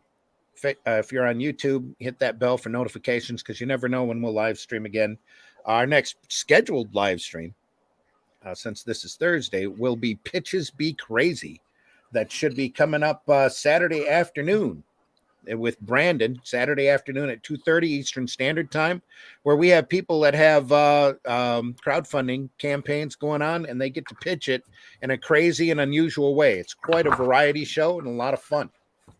So Brandon's the host for that. That's at 2:30 Saturday afternoon Eastern Standard Time on Indie Vote Radio here on Facebook and YouTube. Other than that, we'll be back on Tuesday night for the Live Wire program, Varian and myself at 9 p.m. Eastern Standard Time. Then on Wednesday night, the Indie Princess and sometimes, most of the time, Varian also do and Meredith and Nita do a show called Geekgasm. That's geekery, usually from a more female and adult perspective. That's Geekgasm on 9 p.m. on Wednesday nights. And then we'll be back again Thursday morning for the BrEaKfAsT BuZz here on the Indie Vote Radio and Indie Vote YouTube and Facebook. And I also do a show on Sunday mornings, most Sunday mornings. We should be back this Sunday morning, unless I'm really totally under the weather. Sunday morning at 9 a.m. called Sunday Funnies, where we try to do a lighthearted take and more whimsical look at comics and comic geekery. So, and right now we are getting we're getting a live report from Mr. Grant, Mr. Varian Grant. How are you, buddy? I'm going to blow you up here on the screen before we were just about to walk off. Well, before you leave, so that's I'm here with Eric Hodson live. Eric. All right. Hey. How you doing? It's a dinosaur man out live in the general public. Look at that. That's amazing. Nice. Excellent. Yeah, I'm here live. We've got Dinosaur Man here. We're downtown Detroit. The dinosaur man. There's a QR code, and this wall is massive. I'm going to walk you through this entire wall here. Maybe I should turn my camera this way so it's full screen. That's the whole side of the building we're looking at there. That's awesome. Yeah, look at that. Nice. There's Eric enjoying his work. All right, good job, We're Eric. going to go. It actually wraps around the corner. And I mean, I don't think the screen is doing this justice. It's a comic. You can follow it. It's a panel. Yeah.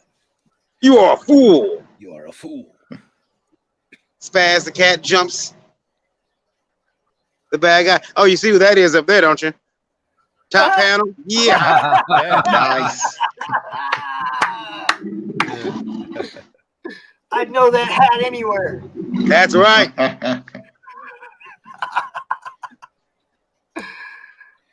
That You're is just a bully. Isn't there somewhere in the Say again? Isn't there somewhere in the Guinness Book of Records for that? It's got to be the largest actual story, isn't it? Surely. On physically, the biggest thing you can have. They might have to check that out. It could be the largest comic panel ever drawn, or the largest comic strip ever painted. Yeah, the largest comic strip ever painted. Yeah, check that out. That is awesome. Must protect the weak. Yeah, that is incredible. Yeah, I'm gonna back and make sure I don't get hit by cars here. I don't want to go in the middle of Michigan Avenue. Not Michigan Avenue. What's your name? Yeah. Yeah. Yeah, Michigan. I get my. That is great. There we go. Look at that. That is a hell of a piece of art. Awesome. That's amazing. Hex just said it's a sequential story building. I like that. Yeah. Nice. Yeah, if you want to come down and see it, you know, it's on the corner of Michigan Avenue and Rosa Parks Boulevard. You can't help but see it. Down from what used to be the old Tiger Stadium, but again, a massive job here. Really good job done. They've managed to capture Eric's art style for the book. I'd love to come around, but the plane ticket would be gigantic. and to put that into size, Eric is well over 6 feet tall. Eric is well over 25 foot tall. Variant. Eric, there's thought that this may be the largest comic panel ever made. Maybe. It's about perspective. Largest comic strip ever done. Yeah. Yeah. We'll have to check into it. Is that your warehouse, Variant? Say again? Is that your warehouse?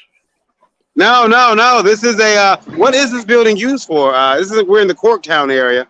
What is the building used for, Eric? Is this law offices, I think, that are in there? Law office? Okay, yeah. Cool. I think you guys need to do that to your warehouse, dude. Oh, yeah. Do it to the warehouse? Yeah. That'd be kind of cool. Do it to the warehouse, yeah. Yeah. And because it's a law office, it should mean that it should stay ungraffitied for a little while longer. Let's hope so. Should be fine. I'm way up there, so there's no chance anybody drawing a phallic thing in my mouth or in my hand. But yeah, I mean, guys, No. Varian. We all know that's not true. They will get a ladder and try to. We're talking about graffiti artists here. Yeah. Yeah. Don't say that too many times. People will take it as a goal. Yeah. I think they'll leave it alone. It looks really cool. Yeah. Why would you disturb it? Myself out up there. And the way this is done is that they took Eric's art and they projected it onto the side of the wall at night. And if I remember correctly, they would then go in and draw it. Then the next morning, they would begin the painting. Excellent. Wow. Is that a DoorDash delivery guy? It is. It's a DoorDash delivery guy. It's not Eric. Awesome. Yeah. It's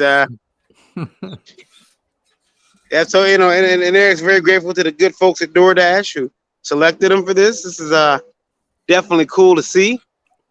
This is Dinosaur Man is up there on the wall. Yeah, a promotional idea DoorDash has to promote their dashes. He's fighting the evil Z Queen. A character I haven't had opportunity to write yet, but I'll write him. No more. There's Spaz and Dinosaur Man. And that might be Eric back there door dashing. But brilliant. Could be. That is absolutely awesome. Yes, it is. It's amazing. So yeah, I just want to show you guys. I think it's cool. I will let you guys end the show.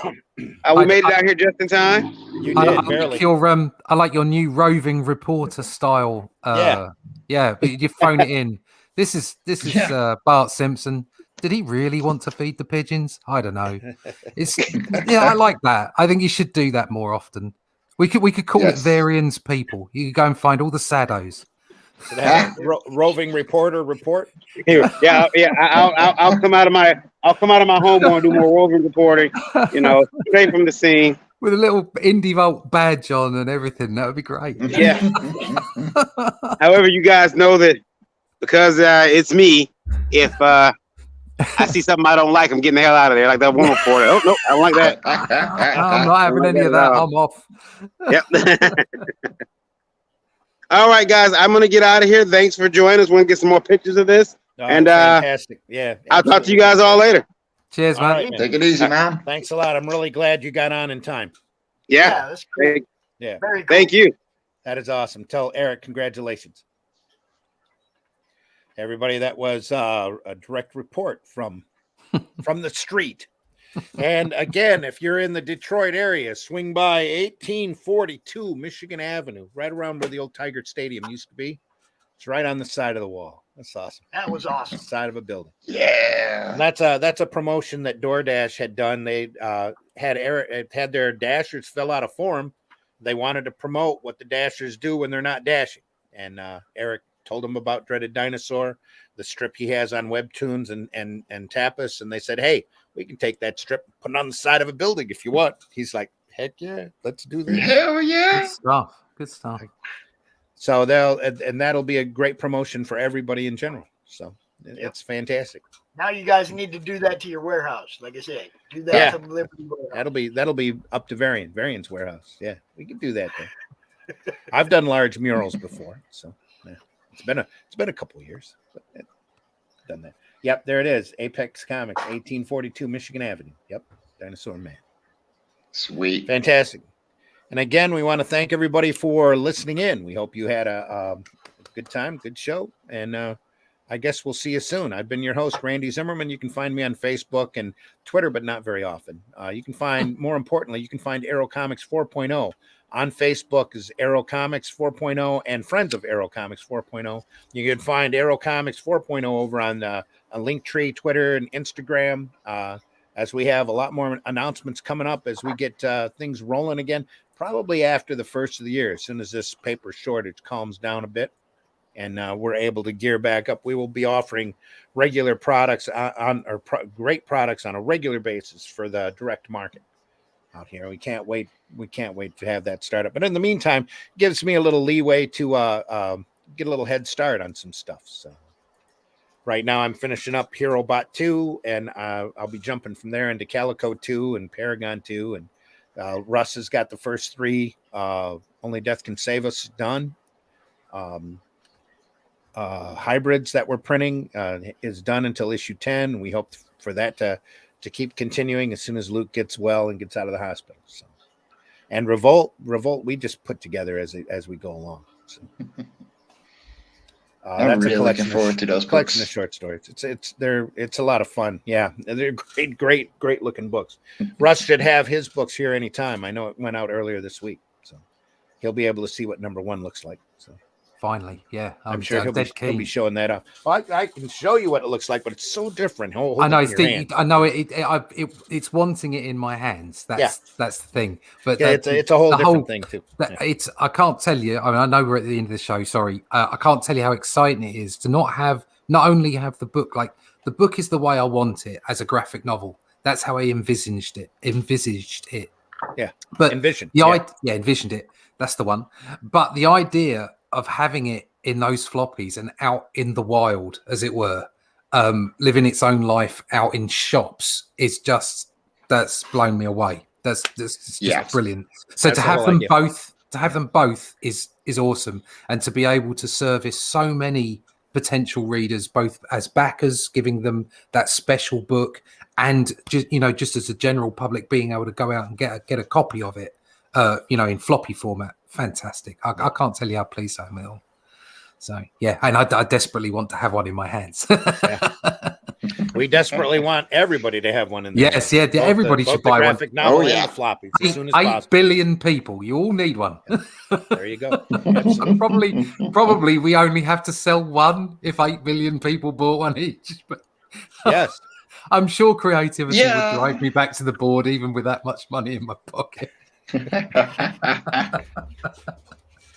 right, everybody, on our way out the door, we want to remind folks that when you have your own platform or your own crowdfunding campaign and you're getting ready to fulfill that, make sure that you package your books up for shipping using a Gemini mailer, because that is the safest and best way we found. And we all know, we're reading now in the comic news how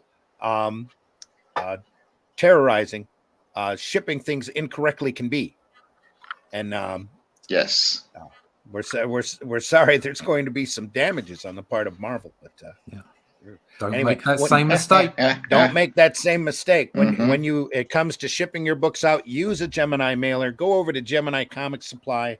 It's safe. It keeps the product secure. I wrapped our Indie Volt Revolt books in a little bit of bubble wrap around with the other comics that we were sending, and the Gemini mailer, the design for that's really ingenious because it's very flexible. You can send a regular comic and wrap it correctly. You can send a graphic novel and a bunch of comics, which is what I ended up doing. And that the Gemini mailer will extend out to like a couple, I think it's a dozen and a half comics. So you can get a lot of stuff packed together in one Gemini mailer and ship it out. So when you go to Gemini Comic Supply on your way out the door, use that coupon code VOLT10, VOLT10, and receive 10% off of your order. When you go and order those, you can get 100 mailers for like $70 and saves you $7. So it's all good. Or around there. When I ordered mine, it was $70 with paper costs and shortages and stuff. I don't know if there'll be a price hike coming soon or not, but get them as soon as you can. Other than that, don't forget Liberty Entertainment Distribution, www.ledg.us. Looking for more publishers, looking for more retailers to get on the bandwagon here. Liberty Entertainment Distribution. They are a direct ship to shelf distributor. Everything comes bagged and boarded in a box, securely in a box, for you to take your local retailer to take product right out and put it on their shelves and sell it to their customers. That's what it's designed for. Anything that they order off of the Liberty site is available immediately for shipping. So you order it on Monday, they ship it Monday night or Tuesday. You get it by Wednesday, Thursday. It's on your shelf right as soon as you take it out of the box, and good to go. So that's the way that we want to treat those retailers, and we hope that we'll get more signing. Well, there are more signing up all the time. So go over there and check that out again. ledg.us. Cool. All right, I think that's it. We're well past the 2-hour mark now. Yep. So we deeply appreciate the live remote from Varian. That's an awesome mural. Just fantastic. And we want you to check out Radiant Sight and Radiant Sight 1 and Only Death Can Save Us 2, available on Indiegogo now. Make sure you pop in on that CromCon. When is that, Pops? And last week of October? Last weekend of every month. Every month. There's a CromCon. Yep. And look for Aero Comics 4.0 out there. Buy independent and alternative. As Daphne would say, buy independent and alternative comics, especially ours. Yep. She's And right. As Varian would say, please leave this industry in a better shape than what you found it. We deeply appreciate you all, especially Definitely. for listening. And we wish you a great rest of the day. Any last words, anyone? Peace. Stay awesome. Stay awesome, stay safe, stay healthy. Das folks. Vidania. We'll see you soon.